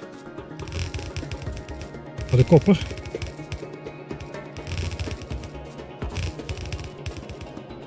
How about the coal though?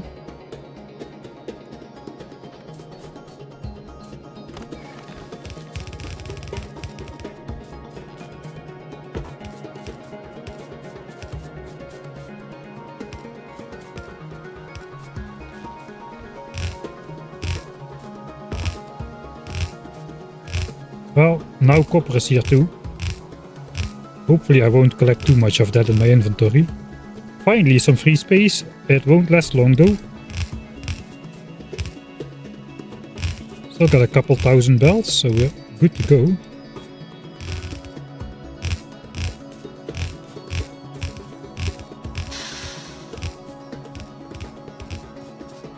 Hey, district with a lot of ice. Thanks for the Prime subscription as well. I'm forgetting the power line. Okay, we'll just come back for the power line.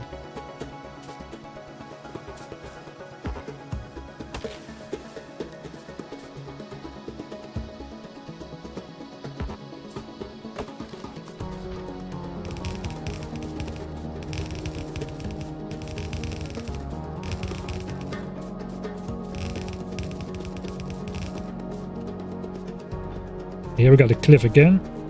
Probably got to get rid of most of the trees in front of it. This is exactly not crossable for the coal.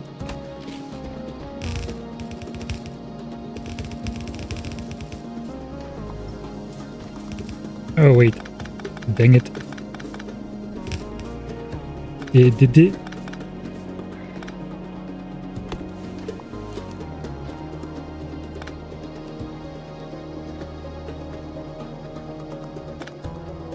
That is fairly annoying.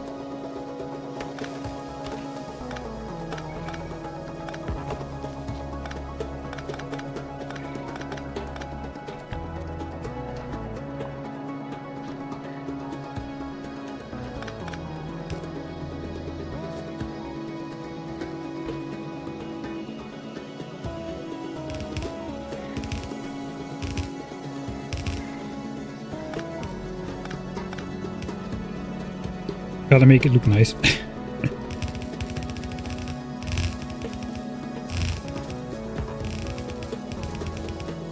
Why are the copper bells set to be red. So we can see if the belts connect through the forest, because we are chopping as few trees as possible. Because we'll be relying on them for the next 100 hours or so to absorb as much pollution as possible. I think we gotta bring the power line back over as well. See how much stuff was in this chest over here.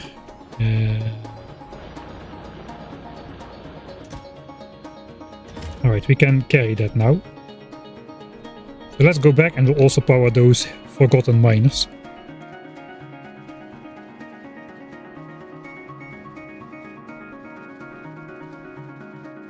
Yeah, it's just for a visual, indeed.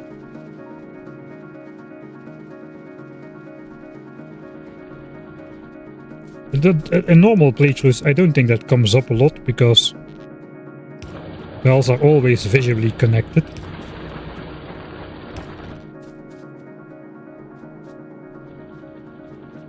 So basically you just hook up the belts together with a wire, set it to read and hold all belts, and the all belts triggers the borders next to the belt over the entire distance. Also, you can, I think all copper counts 4 times now, though.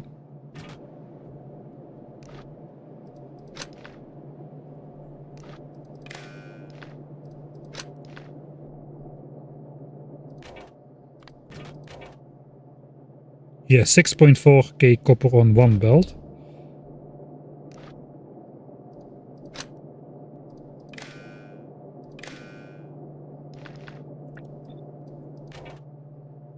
Alright, it does not duplicate the copper. It does give the entire count of all 4 belts on all 4 individual signals though. But it doesn't like duplicate copper. So we already have 25,000 copper on the entire belt, apparently.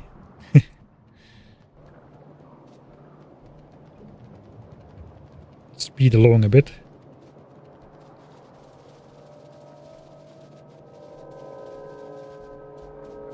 Right, so later we'll be picking up this belt then.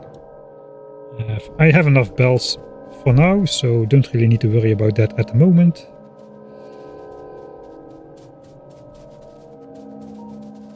Get the guardrails, yeah.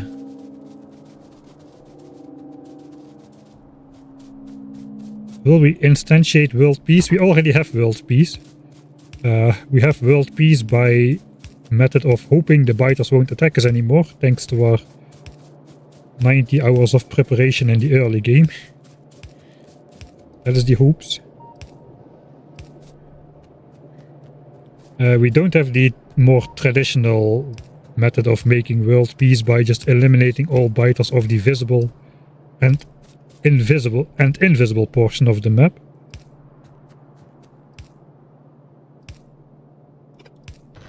Alright, that'll do, I suppose.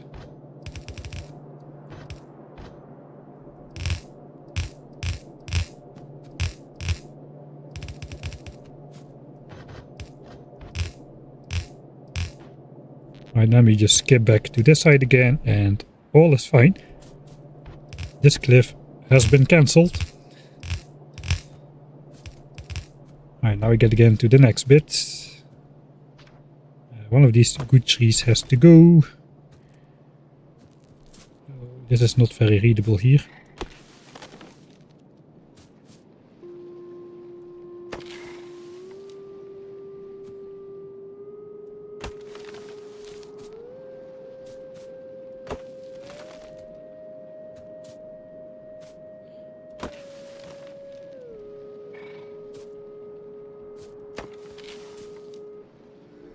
Yeah, that should cross then.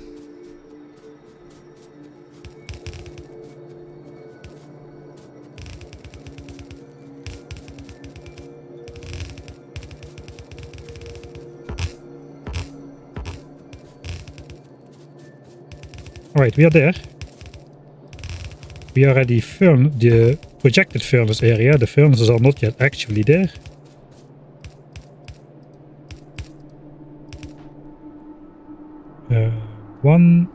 Yeah, 2 more chunks over there. So we gotta do another forest. This is all good except this tree.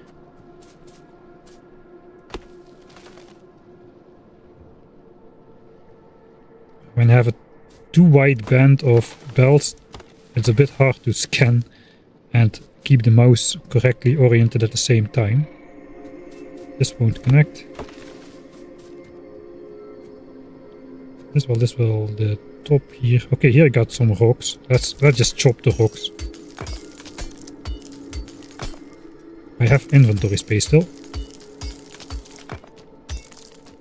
Blow up the cliffs with nukes, yeah. It's gonna take a while to research that. I'm not gonna set up yellow and purple signs before leaving the planet here. We barely have enough resources to actually be able to leave the planet.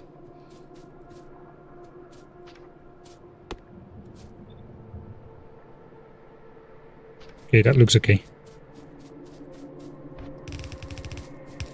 We are definitely going to be using the Vulcanus demolishers though to make some space on Vulcanus.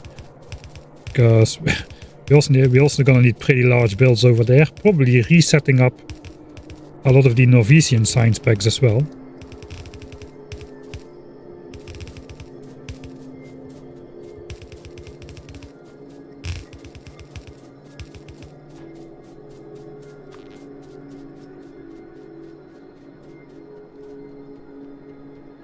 Rush to Space achievement. I don't know what that achievement is. Is that one where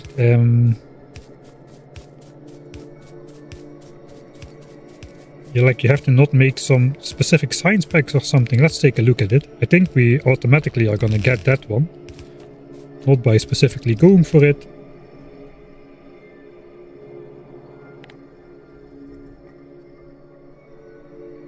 Research a technology using another planet's science pack before unlocking production or utility science packs.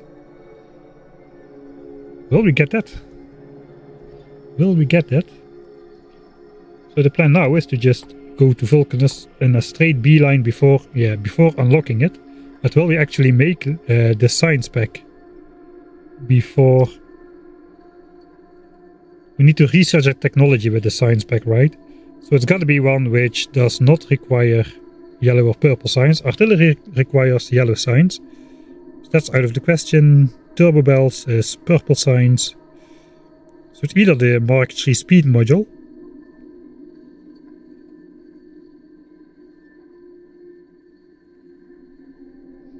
Or coal liquefaction. That actually might be good for Vulcanus in general, because the simple coal liquefaction is pretty wasteful. We can do asteroid reprocessing, cliff explosives. All of these cost like 500,000, so we cannot just get a cheap one. All of them are 500k signs. Okay, probably we don't need any of this, to be honest. We could get free copper on Norvis with asteroid reprocessing though. No, that's not true. It is not asteroid reprocessing, it is the advanced asteroid stuff. That is a different technology, right? Yeah, that is the Gleben one. Alright, so we cannot get copper on Norvis, so there's not too much reason to research any of those, I think. The cliff explosives, of course, but who really needs cliff explosives? I mean, they're nice to have, but probably it will be coal liquefaction, just to set up the to not eat up. I don't know what we will need coal for, but I think we eat a lot of coal in the Vulcanus department, and at 1000 times science cost, we're gonna go through coal the hardest probably.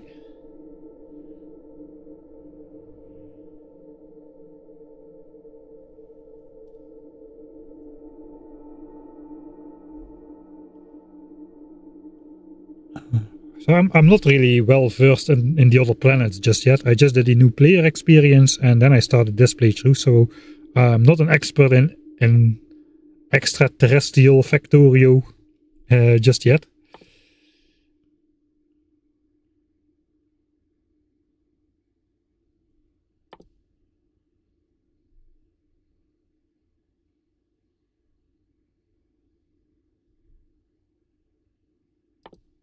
We got simple coal liquefaction here. It eats calcite and sulfuric acid and produces heavy oil, which we then need to crack down into the rest. Yeah, we'll see. I'm not sure, I don't have a specific plan to go for that technology, but if it is not too much out of the way, we might just do that just for the fun. I think we're gonna do the annoying way. Because there's gonna be 8 belts eventually, so let's just give coal right of way for once. And copper needs to... Okay, I think that's it for the belting part. Now we just gotta figure out where this is gonna go.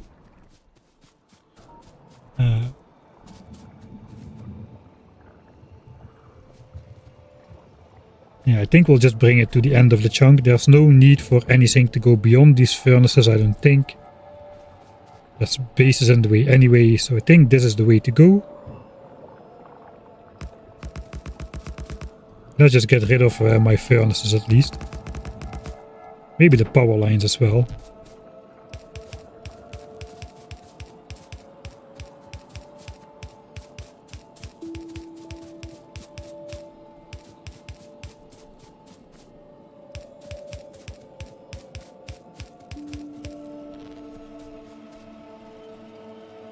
Alright, I'm probably gonna leave these trees be then. I'll just stash my furnaces in the chest. I'm just gonna... Hurry up, man. I need to hurry up. We need to hurry up.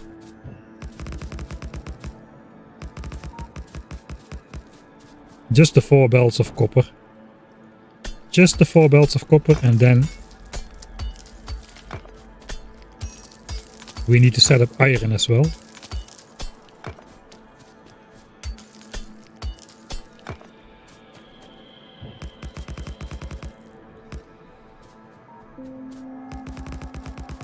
That is 3 belts. This is belt number 4. I'll do the 4th belt just to bring the copper to the base to replace red signs basically, because red signs we are all out of. I think red signs is just running off the, not really starter mine, but the one which was close by. It's almost completely run out. And all of that is being then supplemented by the former red ammo belt, which we also are using for solar panels and circuits, so we gotta free that up. So let's bring over 1 extra belt. I did not bring any inserters. It's probably faster to just zig it up and down.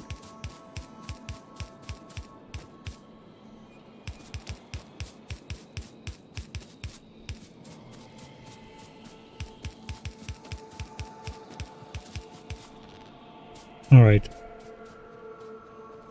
So we just gotta know how it's gonna come in and how it's gonna go out. Coal is gonna go here though. We can be sure of that. Oh, it's actually a full belt without getting interrupted at all.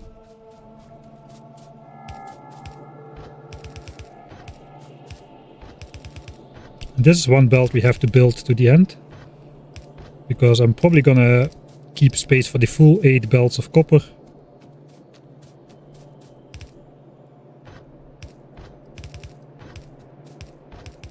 Before doing the 3 belts of iron. So that's... I'm gonna give up. I'm just gonna build it. We got the furnaces. We need to build this up anyway. We don't necessarily need to build all the inserters and whatnot.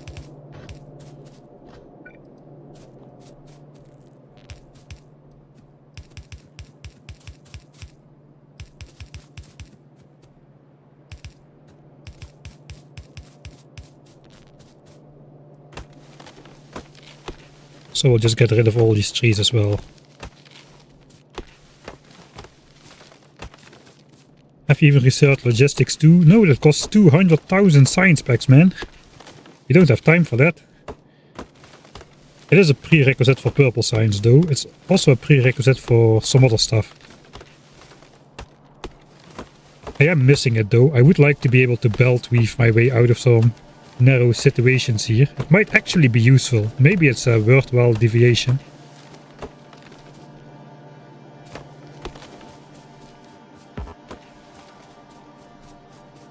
Probably should not have chopped all those trees. Some of them were not in the way.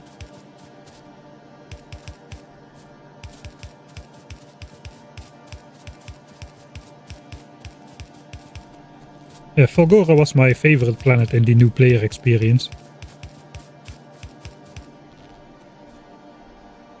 Alright, this is completely powered up. Let's just also place the furnaces. Do I not have the furnaces?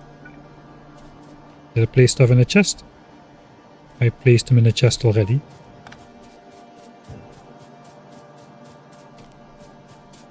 Yeah, we're nearly to efficiency module. We're still at 720 signs a minute. Out of the 900 we set up, that is above expectations because I haven't been doing much in terms of trying to keep signs per minute up lately. We've been basically letting it decline without trying to fix it up too much. Well, we're now bringing in the belt of copper and we can simply fill in the iron belt, the iron mines. I could also just do like 2 belts of iron and bring 1 belt of iron down to the base. Maybe I'll do that instead. And then later we can properly fix red signs once we need to. Right, I don't have infinite belts, so I'm going to start with deciding how the resources are going to flow in. I should not look to the chunk borders too much for this, or I'll OCD my way. Alright, so ideally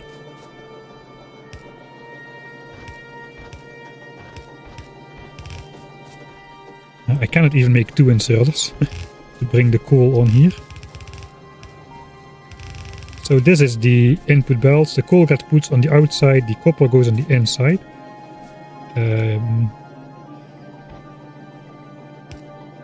One of these belts is enough for that, but we gotta splitter that.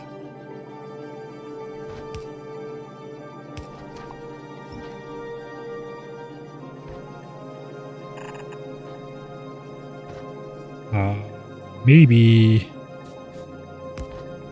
just like this. Maybe 1 tile further out.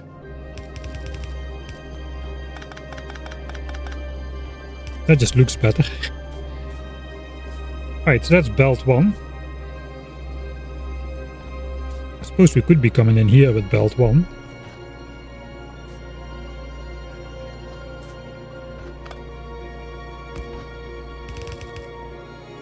Or we just bring all the belts into the top. So we have an actual 8 belts to cross.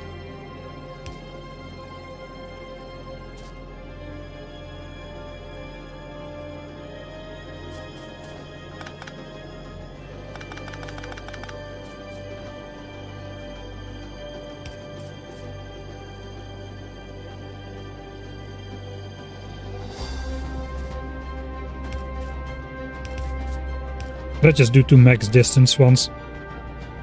So copper goes in here.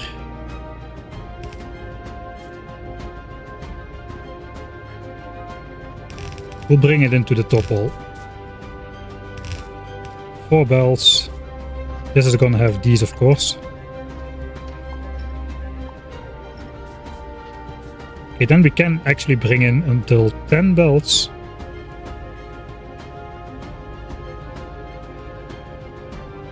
If we want to make 1800 red chips a minute, we can still do that in this area.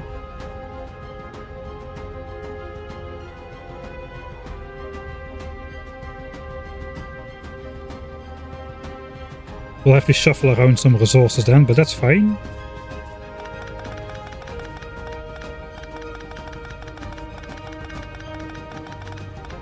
Alright, we gotta make sure to not deconstruct any pipes that are part of the nest. I actually think none of these pipes are part of the nest.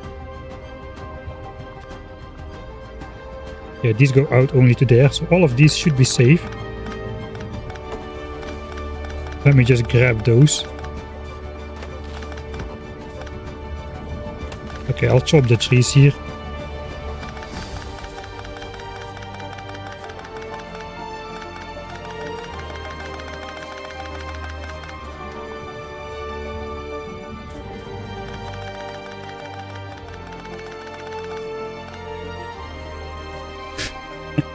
That's way too much wood and stone. Alright, so that means copper goes basically up here. I guess eventually it will be these belts that turn upwards.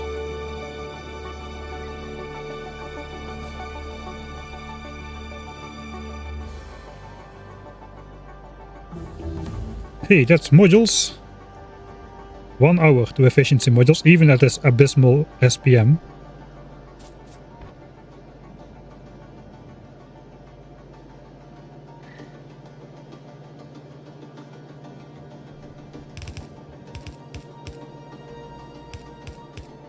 Yeah, we'll bring it up this way.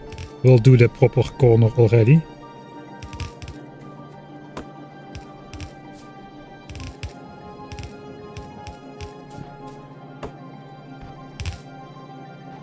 It's actually not connected.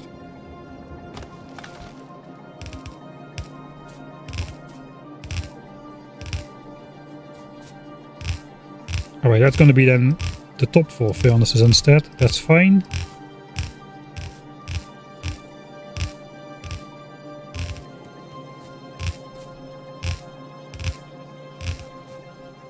So that's 1.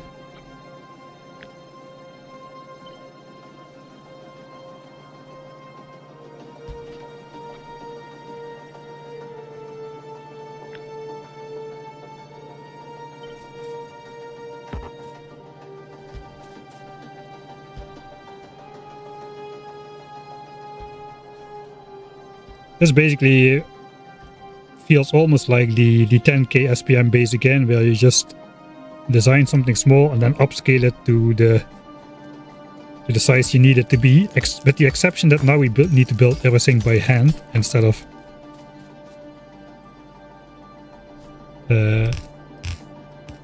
by bots. So that's belt 1. Belt 2 goes in here. Belt 3 will go in there. 4 goes in here. Right, then we get to our actual belts. It's 1 single tree. Okay, I'll sacrifice that one to keep it looking like nicer. So that is 1, 2. Only an hour, yeah. I know. It's strange, the scale of this playthrough is actually doesn't feel overwhelming. Anymore at least. Remove the splitter ghost with a belt. Alright, let's put it back to slightly more perfect. I probably should just get into the habit of like spending my resources. Okay, we got 1, 2, 3 belts left for iron. So supposedly iron will be coming in over here then to make it look nice. Not gonna mirror it. Just gonna keep stacking. So iron will come in here then. 1, 2.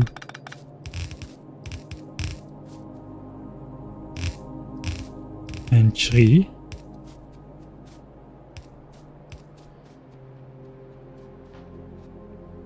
Alright, and then we just gotta figure out how many miners we can place on this one. That is the best one to take in terms of keeping as many chunks green as possible. There's actually this chunk at the moment which is selected for enemy expansion. That's funny. These chunks were previously green as well. These 6 we have sacrificed those to build our furnace stack. But we gotta sacrifice some. This iron patch is already in the deep red, so we won't lose any green chunks. This one is in pristine Greenland, so we don't want to claim that one just yet. This one will make all of this red, so we don't touch that copper. We might be able to claim this iron at a small loss as well of 6 to 8 green chunks. So we'll see how that goes. We need to make sure that we also keep adding green chunks. Okay, let's look once more. So our bells just come down over here. That's perfectly fine. Yeah, we're not losing anything. So we can even just avoid the forest and come down here. or here. It doesn't really matter. We just need to come down somewhere over here. And that's all. Right, so we don't need to overthink that.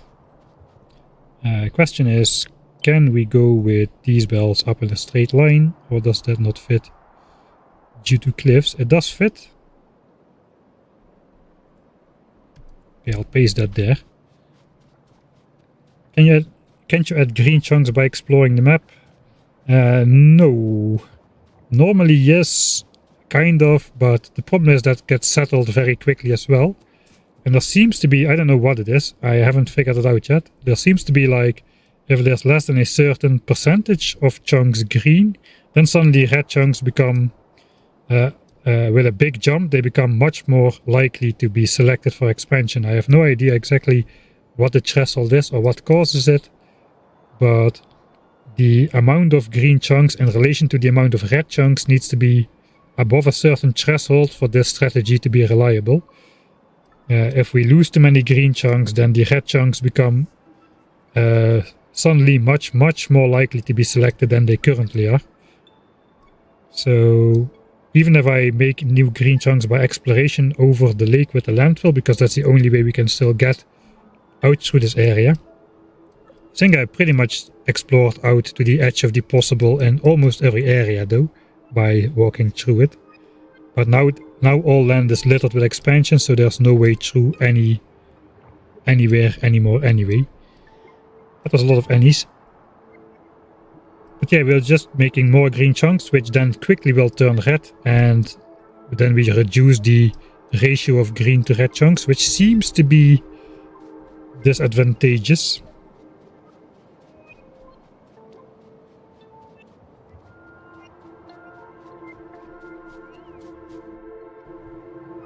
Alright, I'm just gonna fast chop these rocks here as well. My super steel axe.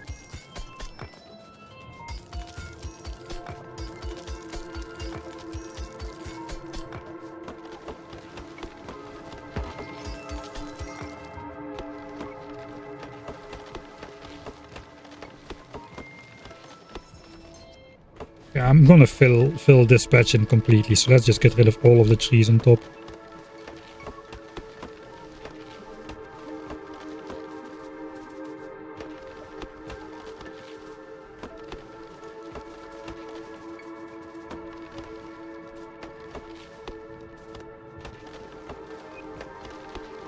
Alright. This raider has got to move. Okay, we can put it in the chunk up here. Yeah, I think that's fine.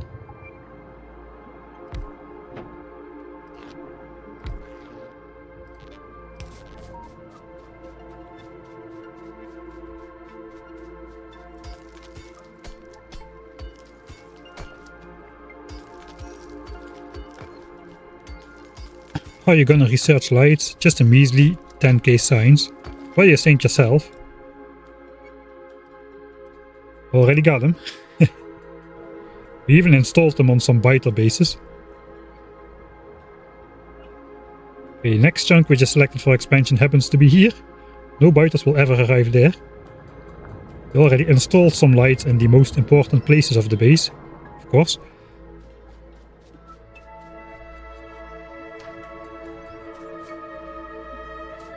Okay, let's just start at the most left point, which is this.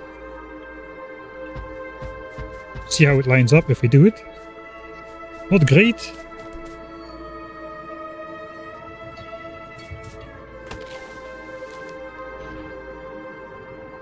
I suppose this could be quickly mined.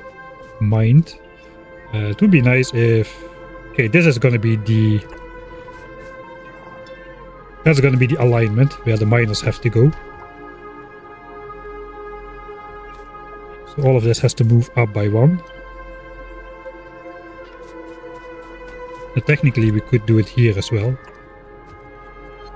It would still need to move up by one though. This is not possible. It's better if it moves down.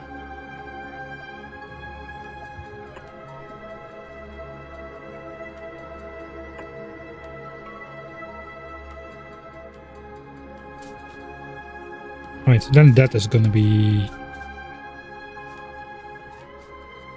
where we do it, so that means we need to go down. Go down by 1. There's my blueprint. I should probably put it on the bar somewhere.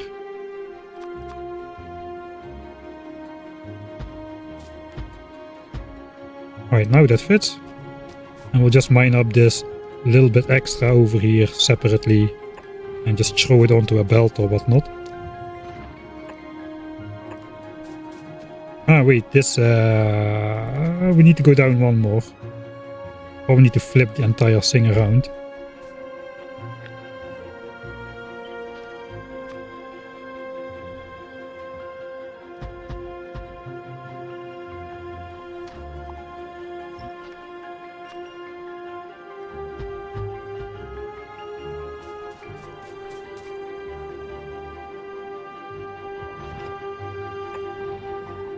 Yeah, that's fine. Alright.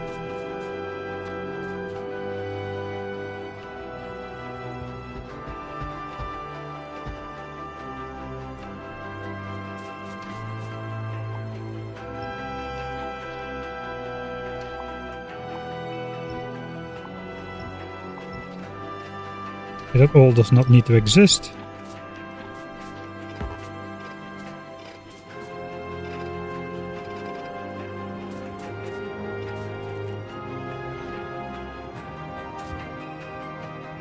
Okay, there's some iron here somewhere. It's there. Alright, let's just go then.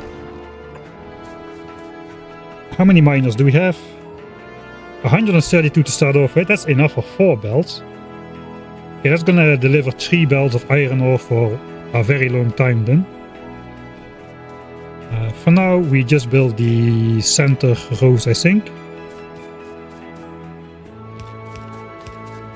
You can build a pretty long time on an inventory full of stuff actually.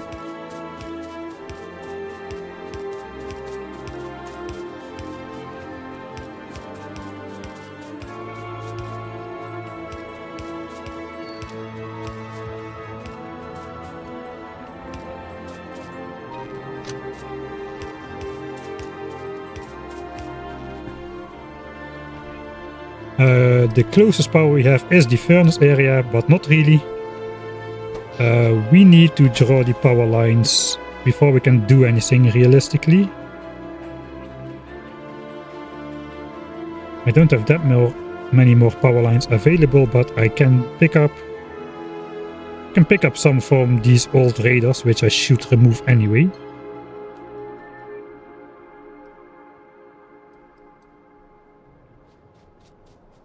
Let's first get rid of most of the miners. I think I'll just place them all. Yeah, let's place them all. They're in my inventory now. Walking times are pretty long, so perhaps it's just better to spend what you have before you go back to the base.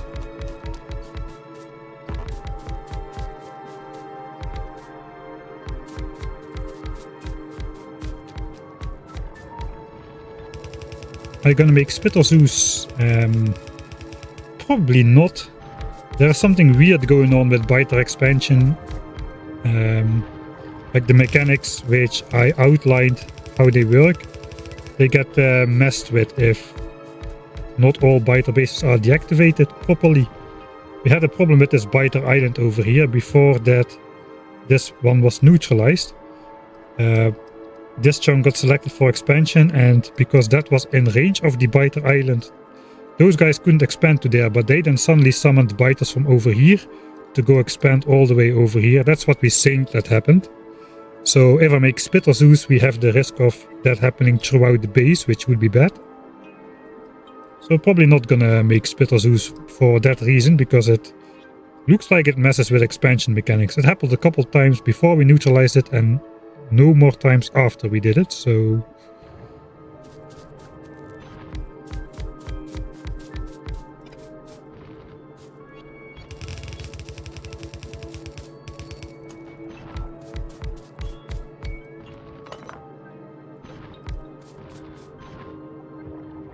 Alright, and then just this one, which will attach to the back temporarily.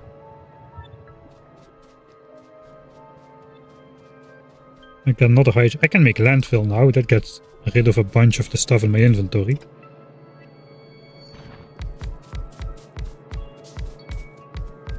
Some of those miners are gonna run out. That's fine.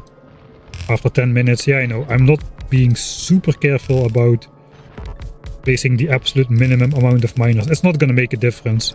We're gonna produce 60 miners worth of pollution if we draw 2 bells of iron, no matter how many miners we place. So, and that pollution is gonna be created no matter which miner mines it. So I'm not really too worried about that. My blueprint is missing a power line at the front, and probably at the back as well. I did place enough at the back. Alright, so we basically need 60 miners worth of mining. Maybe these 3 center bells for now. Probably we're gonna do something like...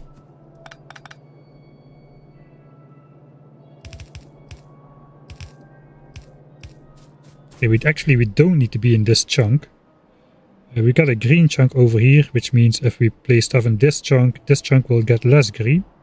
We've got a couple entities in there now, so it looks green, but if we look at the value, it's no longer 1, 0.87. If I remove the stuff from this chunk by doing this, now we have 1 again in this chunk, so let's do that. Save 1 more chunk.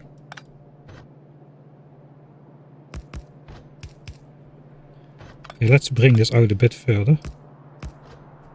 So this is way too many miners for 1 yellow belt.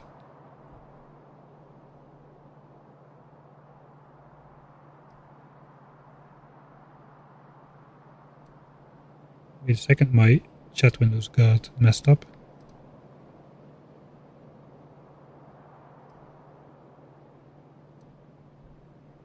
How long till efficiency module finished? About 50 minutes if science stays stable, which is the question.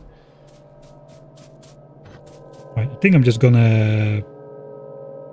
I'm gonna put one of these balancers on all of these outputs.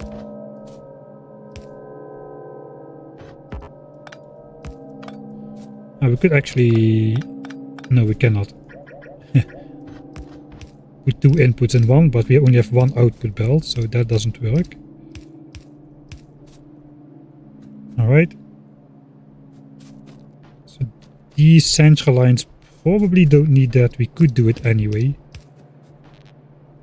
So ore from both miner sides can go onto both sides of the belt, which will redistribute the ore properly.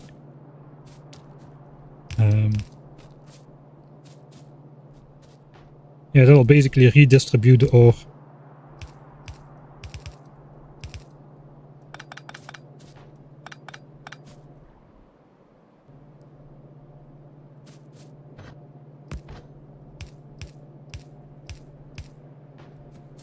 If there are not enough miners on one side, it will put the ore from the other miners on the other side. Something like that.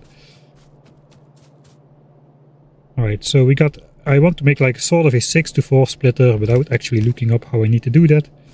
So I'm probably just gonna do this, where we have input priority on one guy. That goes in here. Output priority there as well.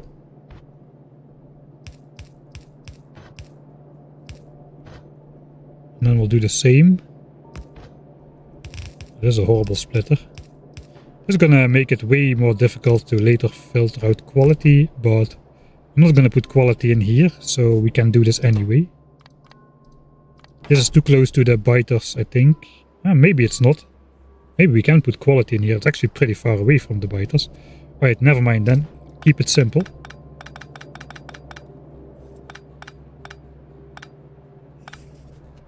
How many miners are this though? 28, alright, that's not enough.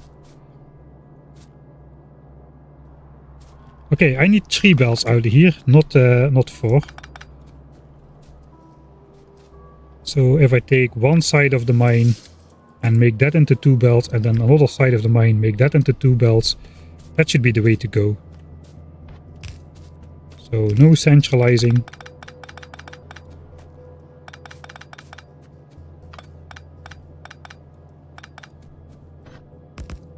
I don't know how to build a 3-to-2 splitter. So we just build a 4-to-4 splitter. Put 3 things in. Take 2 belts out.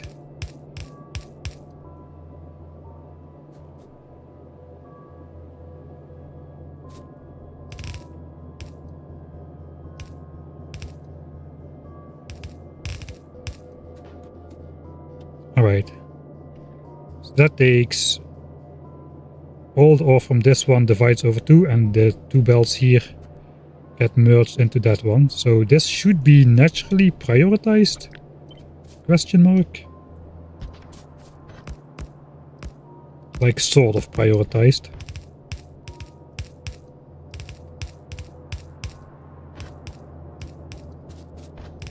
And then we'll do the same for this one.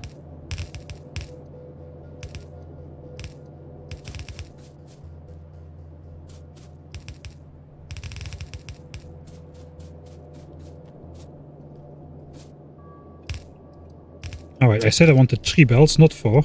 I forgot about that. So...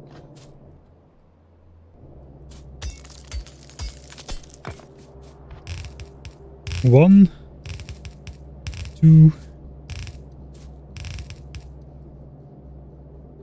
and 3. This is pretty horrible.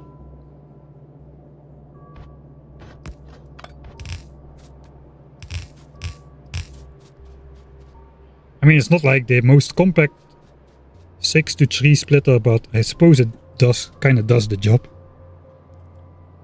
This sounds like Fulgora. We can actually see the detailed info. The track that's playing is called Fulgora 5. It's one of the procedurally generated ones with the layering.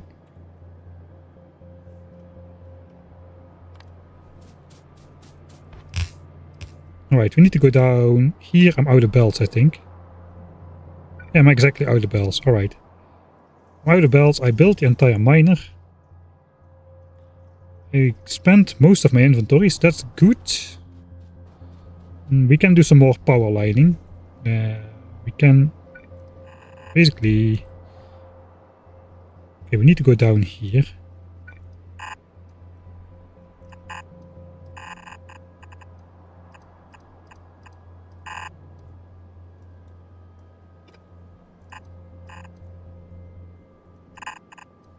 Alright.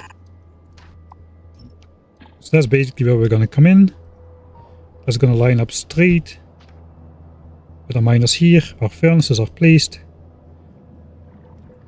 Copper is there. We're out of belts, but we can still do some stuff with the power before we go back to the base.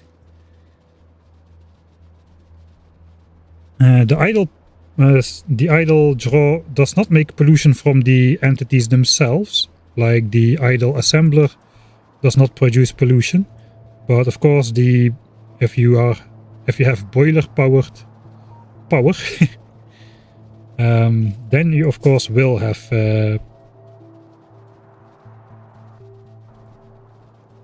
some pollution from the boilers. Let me check. Actually, we need to pick up these belts. I forgot about that. They're actually almost finished. So that has to do with the expansion chunks again. We can pick up the power lines as well, but I first need to bring a power line up here. So that means we're gonna take some of the radar power lines down, which eventually have to disappear anyway.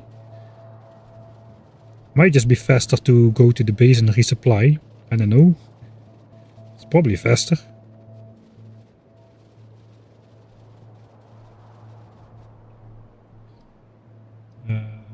Yeah, we have the solar panels though, so let's go on like 1.5 times speed. So I don't lose too much time, but I also can do the easy parts a bit faster. Alright, this is good. Actually have a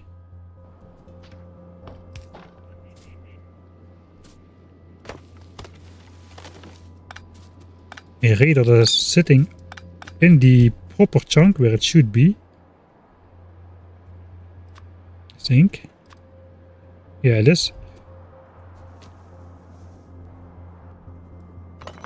And it is outside of my wall, so it can stay in this chunk.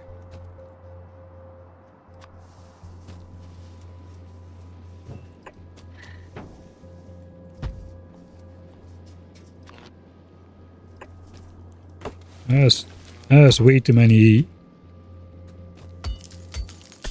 trees which need to be deconstructed. The radar can fit in the proper location though. Oh, I just placed that blueprint. That was a misclick.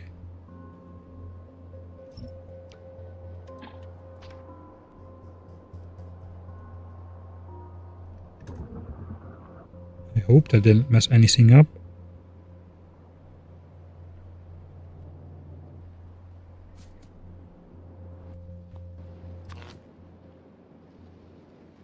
Alright, that fits as well.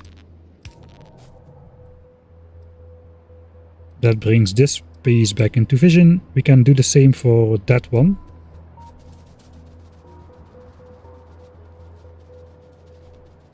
One copper miner has already run out.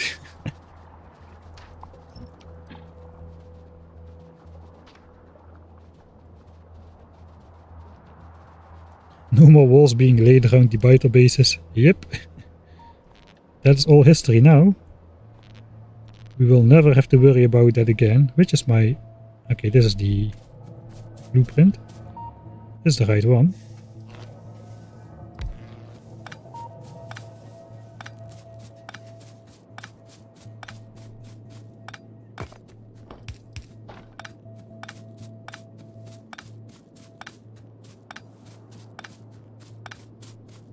Yeah, I don't only place walls around the nest. Sometimes I also place them away from the nest. Sometimes it's pipes. You know, there's lots of variation in my streams.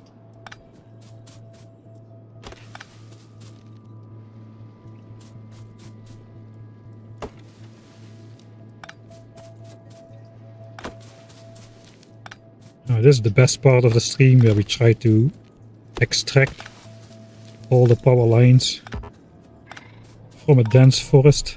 The excitement is unbearable. I cannot break this line because that's my entire power line out to the radar, so that has got to stay intact. We gotta... I think if we take one more... You know, actually, I'm done.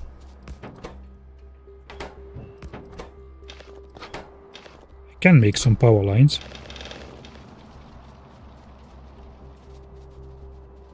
Yeah, that will probably do it. We'll grab one more.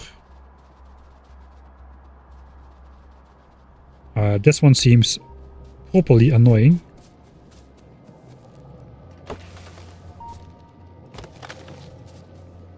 Probably should not be chopping all these trees, but I gotta take every last one. Or the anti-expansion stuff will work less well.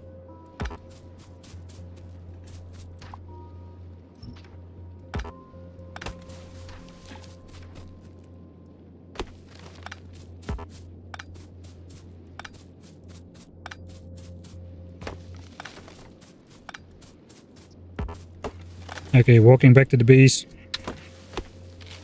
definitely would have been better. It's not worth it chopping all these trees, man. I shouldn't do that.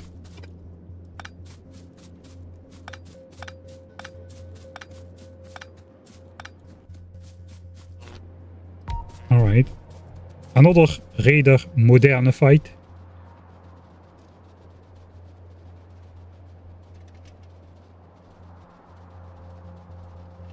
Right, so where's my furnaces? Those should be ready. That should allow me to make a bunch more. Yeah, there's another 84 power lines. That should give us enough power lines to reroute power. We also need inserters, that's true. I'm gonna pick up some of these pipes as well before heading back to the base. Where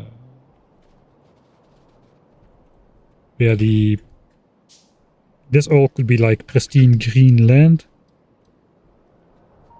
Is this the correct chunk as well? I think it's one more south, but here we actually will not place back raiders.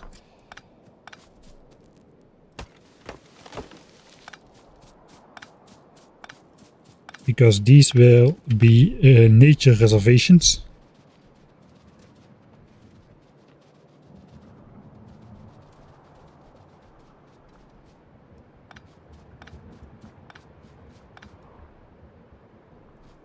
Now, why is this power line going here, and is it safe to deconstruct that?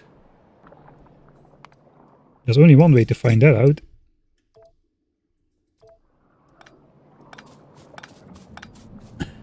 Now we wait. I think we should be good. There's only one biter base nearby enough. The pattern seems to be good. I suppose we'll hear it soon enough if something starts breaking.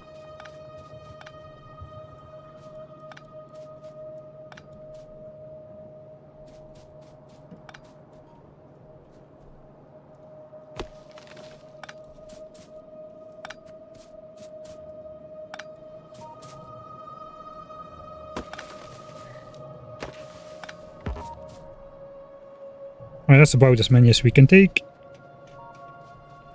So power has got to be rerouted downward here. Okay, I already have all this. Oh, I have way more power lines than I thought I had. We can pick up the pipes on the way to the left, so let's do that. We might need to bring some more grenades.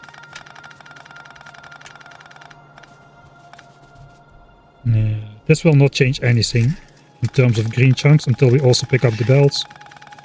So let's not visualize it just yet. That's good. Come with with a full inventory and go back home with a full inventory.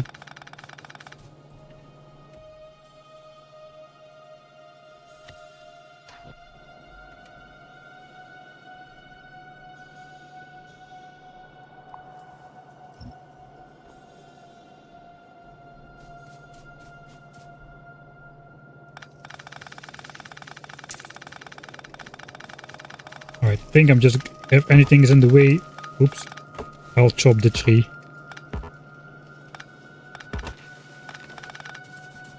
Instead of waiting for the grenade stuff. It's probably not gonna come down to saving every single tree. I hope. That would be a really tight victory if it was. It does feel wrong though.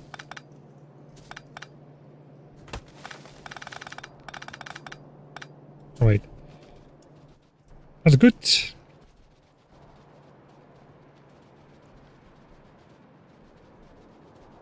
Team trees run. I've been so good to the trees this playthrough, man. Normal, you know what normal Factorio players do to trees? They use the flamethrower and burn all the forests down. Or grenade them. I only grenade the forest to save the trees.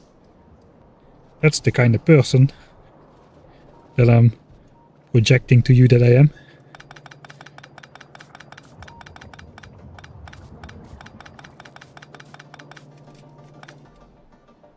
Alright, so we gotta connect this power to the furnace area as well. Let's go through the biter base because that's funny. Down in a straight line from here perhaps.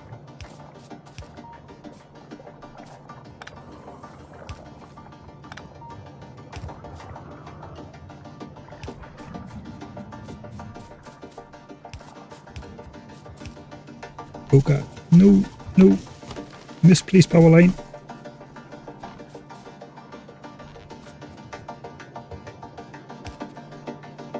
Oh, and it even aligns with this power. Alright, so the belts go down here. We go further to the left. Do I just connect the power lines at this point? I know, in 77 raiders worth of power, that's a lot of power. 10 raiders is 3 megawatts, that is like 21 megawatts of power. We are currently using 96, and in the night we are still running on steam power. What's the yellow belt counter? It's probably not up there yet. 52k now. So we're getting there, but still nowhere close to pipes and walls. The best ones. Number 1 and number 2.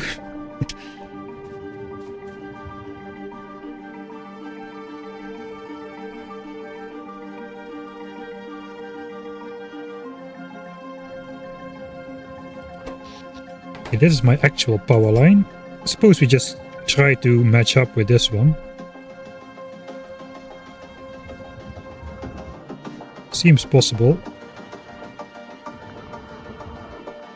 Yeah, even through here we can make it. Nice, that's the way it's gonna be. We go to this chunk somewhere. Somewhere over here. Exactly over here.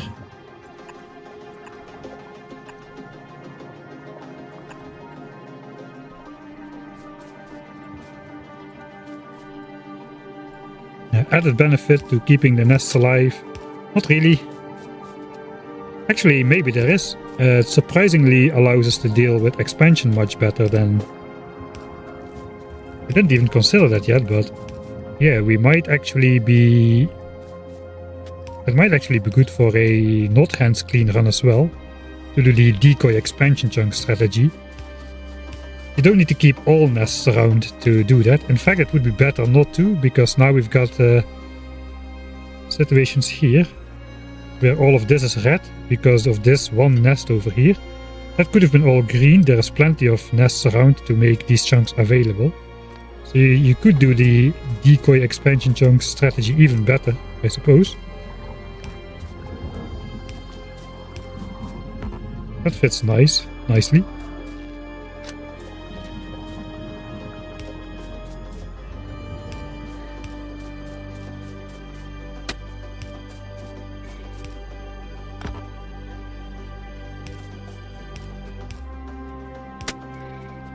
I think we gotta...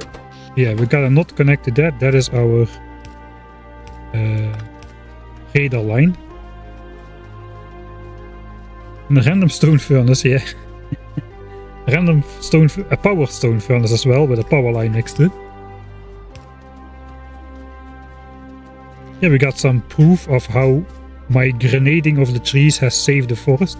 Instead of needing to chop these trees to catch the pipe, I just threw 3 grenades on them, which blew up the pipes, but not the trees, because we spaced out the grenades enough for the trees to heal in between, about 5 minutes.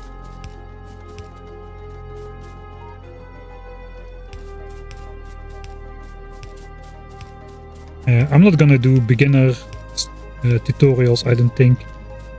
I don't think that's my place in the... there's plenty of people making tutorial videos.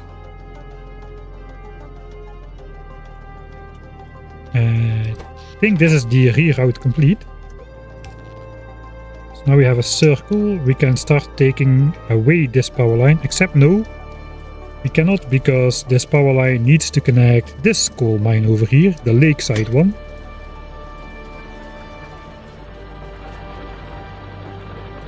We can actually cut this. Okay, the base did not get unpowered, right? The base still has power.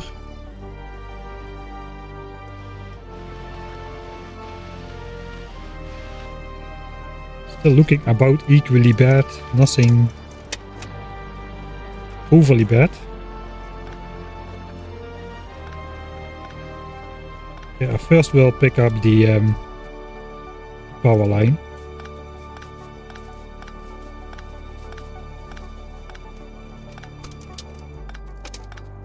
And then we'll switch on the expansion chunks to visualize what the belts will do.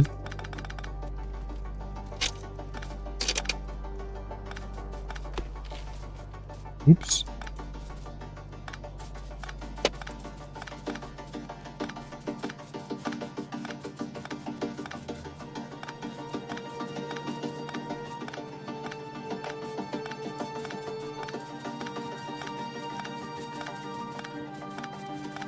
Producing grenades. Well, maybe for the 5 iron I can chop the coal rocks and I can handcraft the grenade.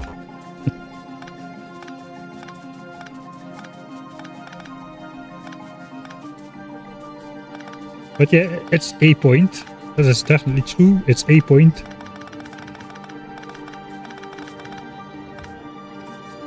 Alright. So let's take a look at it. The reason we're doing this is because all of these chunks could be green.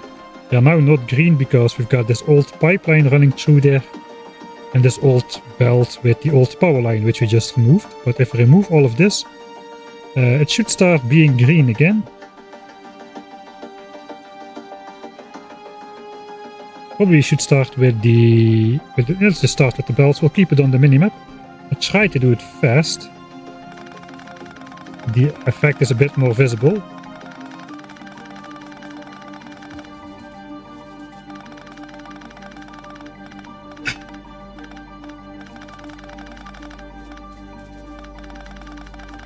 And the flashlight flickering is pretty annoying.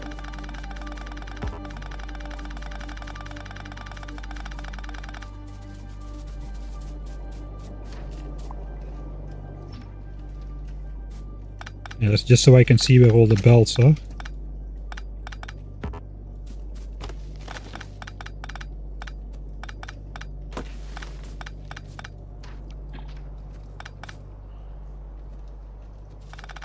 Alright, keep your eyes on the minimap, I suppose.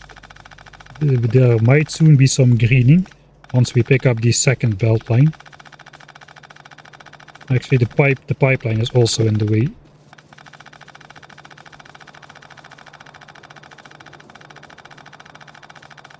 Right, we actually gotta pick up stuff from these chunks first, because as we are famously abusing in the starting area, as long as you don't place anything in a chunk with a circle, the chunks with the circle don't update their relative expansion chance, which means normally my steam power plant would have made the entire area red, but since we very carefully have avoided these chunks, all of these are still green.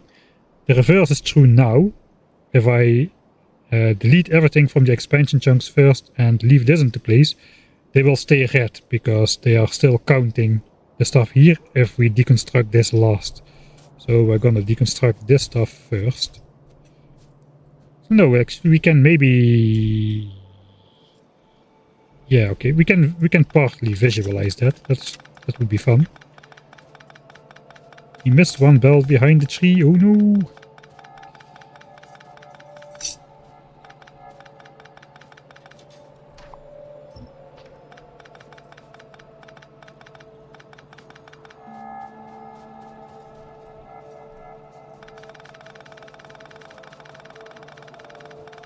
Alright, let's keep an eye on the minimap. We might get some green chunks already, maybe not.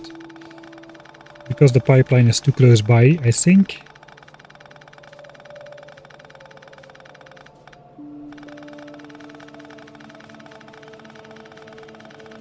Alright, things are greening up a bit, but not a lot. Yeah, we still got the radar power line and these pipes which also have a big influence on this area, and the radar lines on these chunks over here. This will stay red because our belt line in this chunk affects this area. Right, so now it's just a matter of cleaning up the pipes then. And then we can do the experiment with this stuff. It's going to be annoying, but well... Okay, there is no forests over here, so let's first do one pipeline and then the other.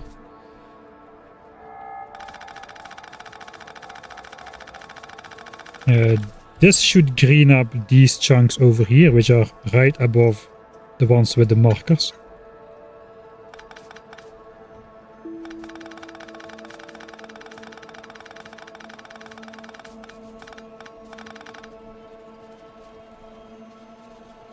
Alright, let's go faster. Okay, there we go. Chunks are getting green on the minimap, one by one. On the next pipeline, the effect is going to be much bigger. Oh, there was a lot of trees which didn't need to be chopped. Alright, now the big green wave is going to come in, hopefully.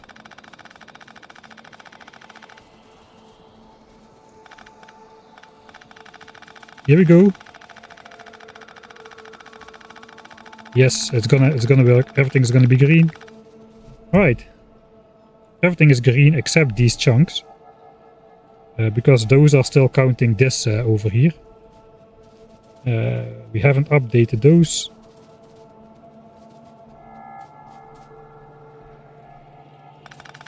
Artificial red bells.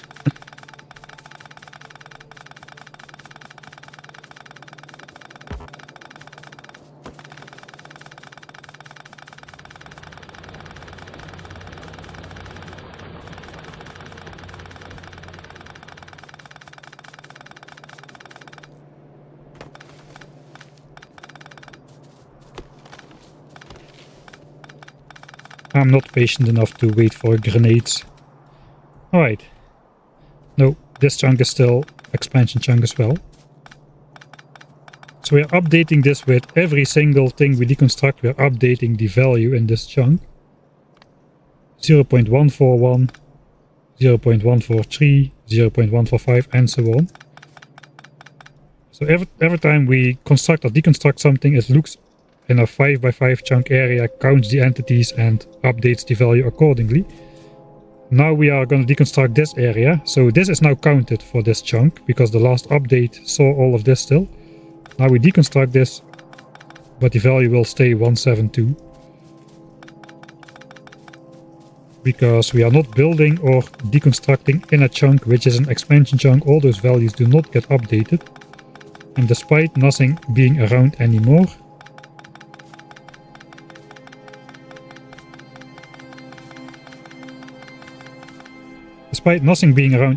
these chunks are still red. Now we can pretty quickly change that though. We can see it on the mini map. I just place one belt in the chunk and then delete it again, and this will be super green once I place it. 3, 2, 1, place. Alright, and now it's green. Now just these chunks still need to be updated because this chunk was out of range of those. Weird mechanics going on. So now we do this. Plok, plok, and the entire area is nice and green. Except where I missed a belt behind some trees. Oh, these also need to get updated still.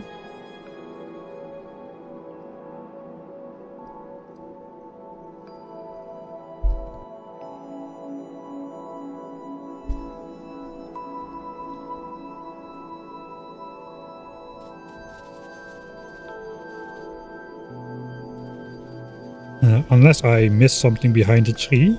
No, that is updated as well. We do have some pipes in here, unfortunately, so these chunks will not be green.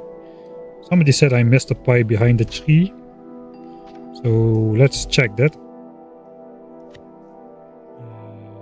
Everything but trees and rocks. Okay, I did not miss anything in here. It would show up in the cursor. So that's good. We could gain another line of green chunks by removing the radar line, but that's going to be for later, I think. For now, we added a whole bunch of expansion chunks to the Biter arsenal. Basically, all of these basically, this was all red.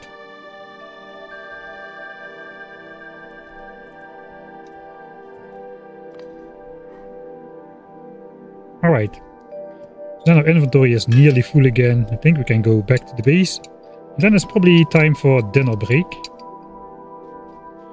It's gonna be a shorter dinner break than usual, I think. About 15 minutes or so, 15 or 20 minutes.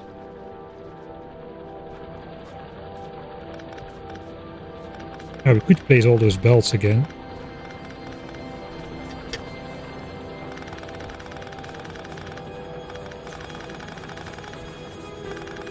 Efficiency model is about to complete and we still are nowhere close to having red chips. Kinda start to think I maybe should have done... Yeah, I maybe should have just build a temporary quick and dirty red chip setup to start producing chips. But then again, I need to produce like 50,000 or so. a quick and dirty setup will take a long time to produce that, so maybe in the end we'll still have the base modules by approximately the same time frame. And so I'm not gonna bring this coal down anymore. We are gonna bring down belts of copper and iron.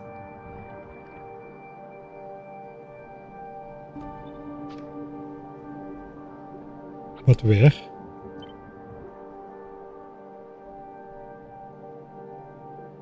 Could technically fit it all in these chunks. The coal belts can be reduced to 1 again. 1, 2, 3, 4.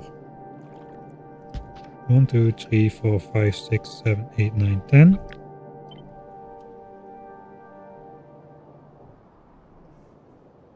It's pretty horrible to get it all through here.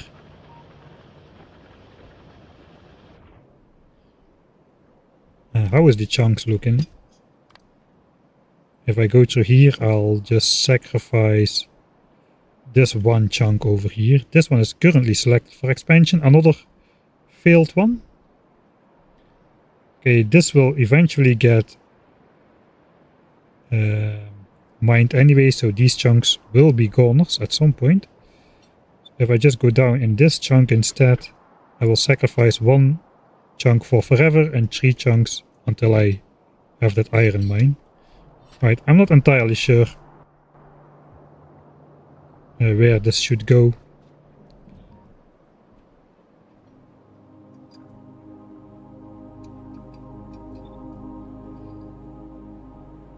Kinda is possible to bring it all down in this chunk, so maybe I should just do that.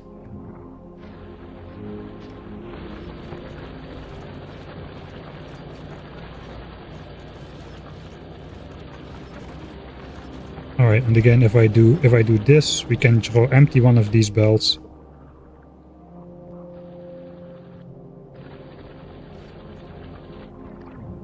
We'll use the left one for coal, so I should do the other one. So this goes here, this belt will get drawn empty.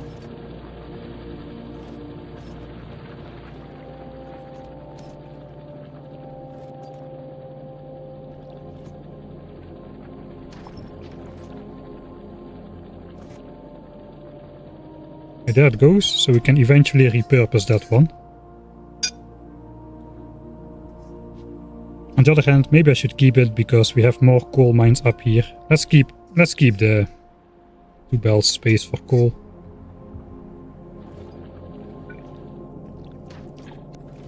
Yeah, let's keep him. We have the space to add them next to here. 10 belts. 11th belt can go as an underground. Alright, that's gonna be for after the break though. It is time for dinner break. Wie is de mol in about half an hour? Alright. Let me see how we can put this aside. Let's make a save here.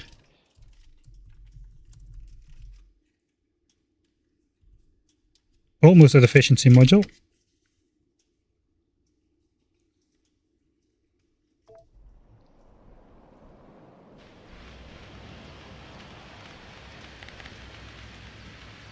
We'll just watch the semi-defunct labs in the meantime. I will reload the save though, to not waste too much time.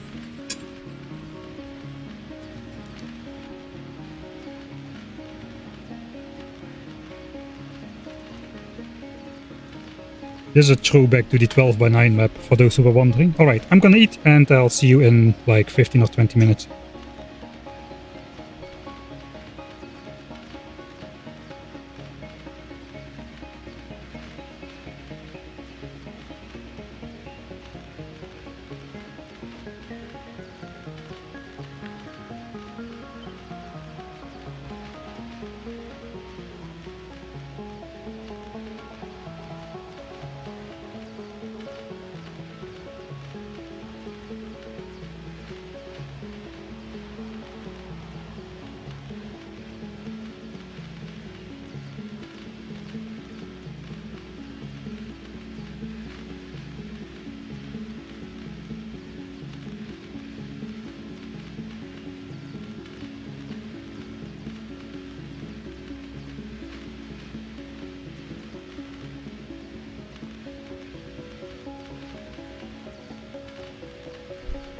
Alright, sorry about this, but I see the vent power bank is starting to run thin, and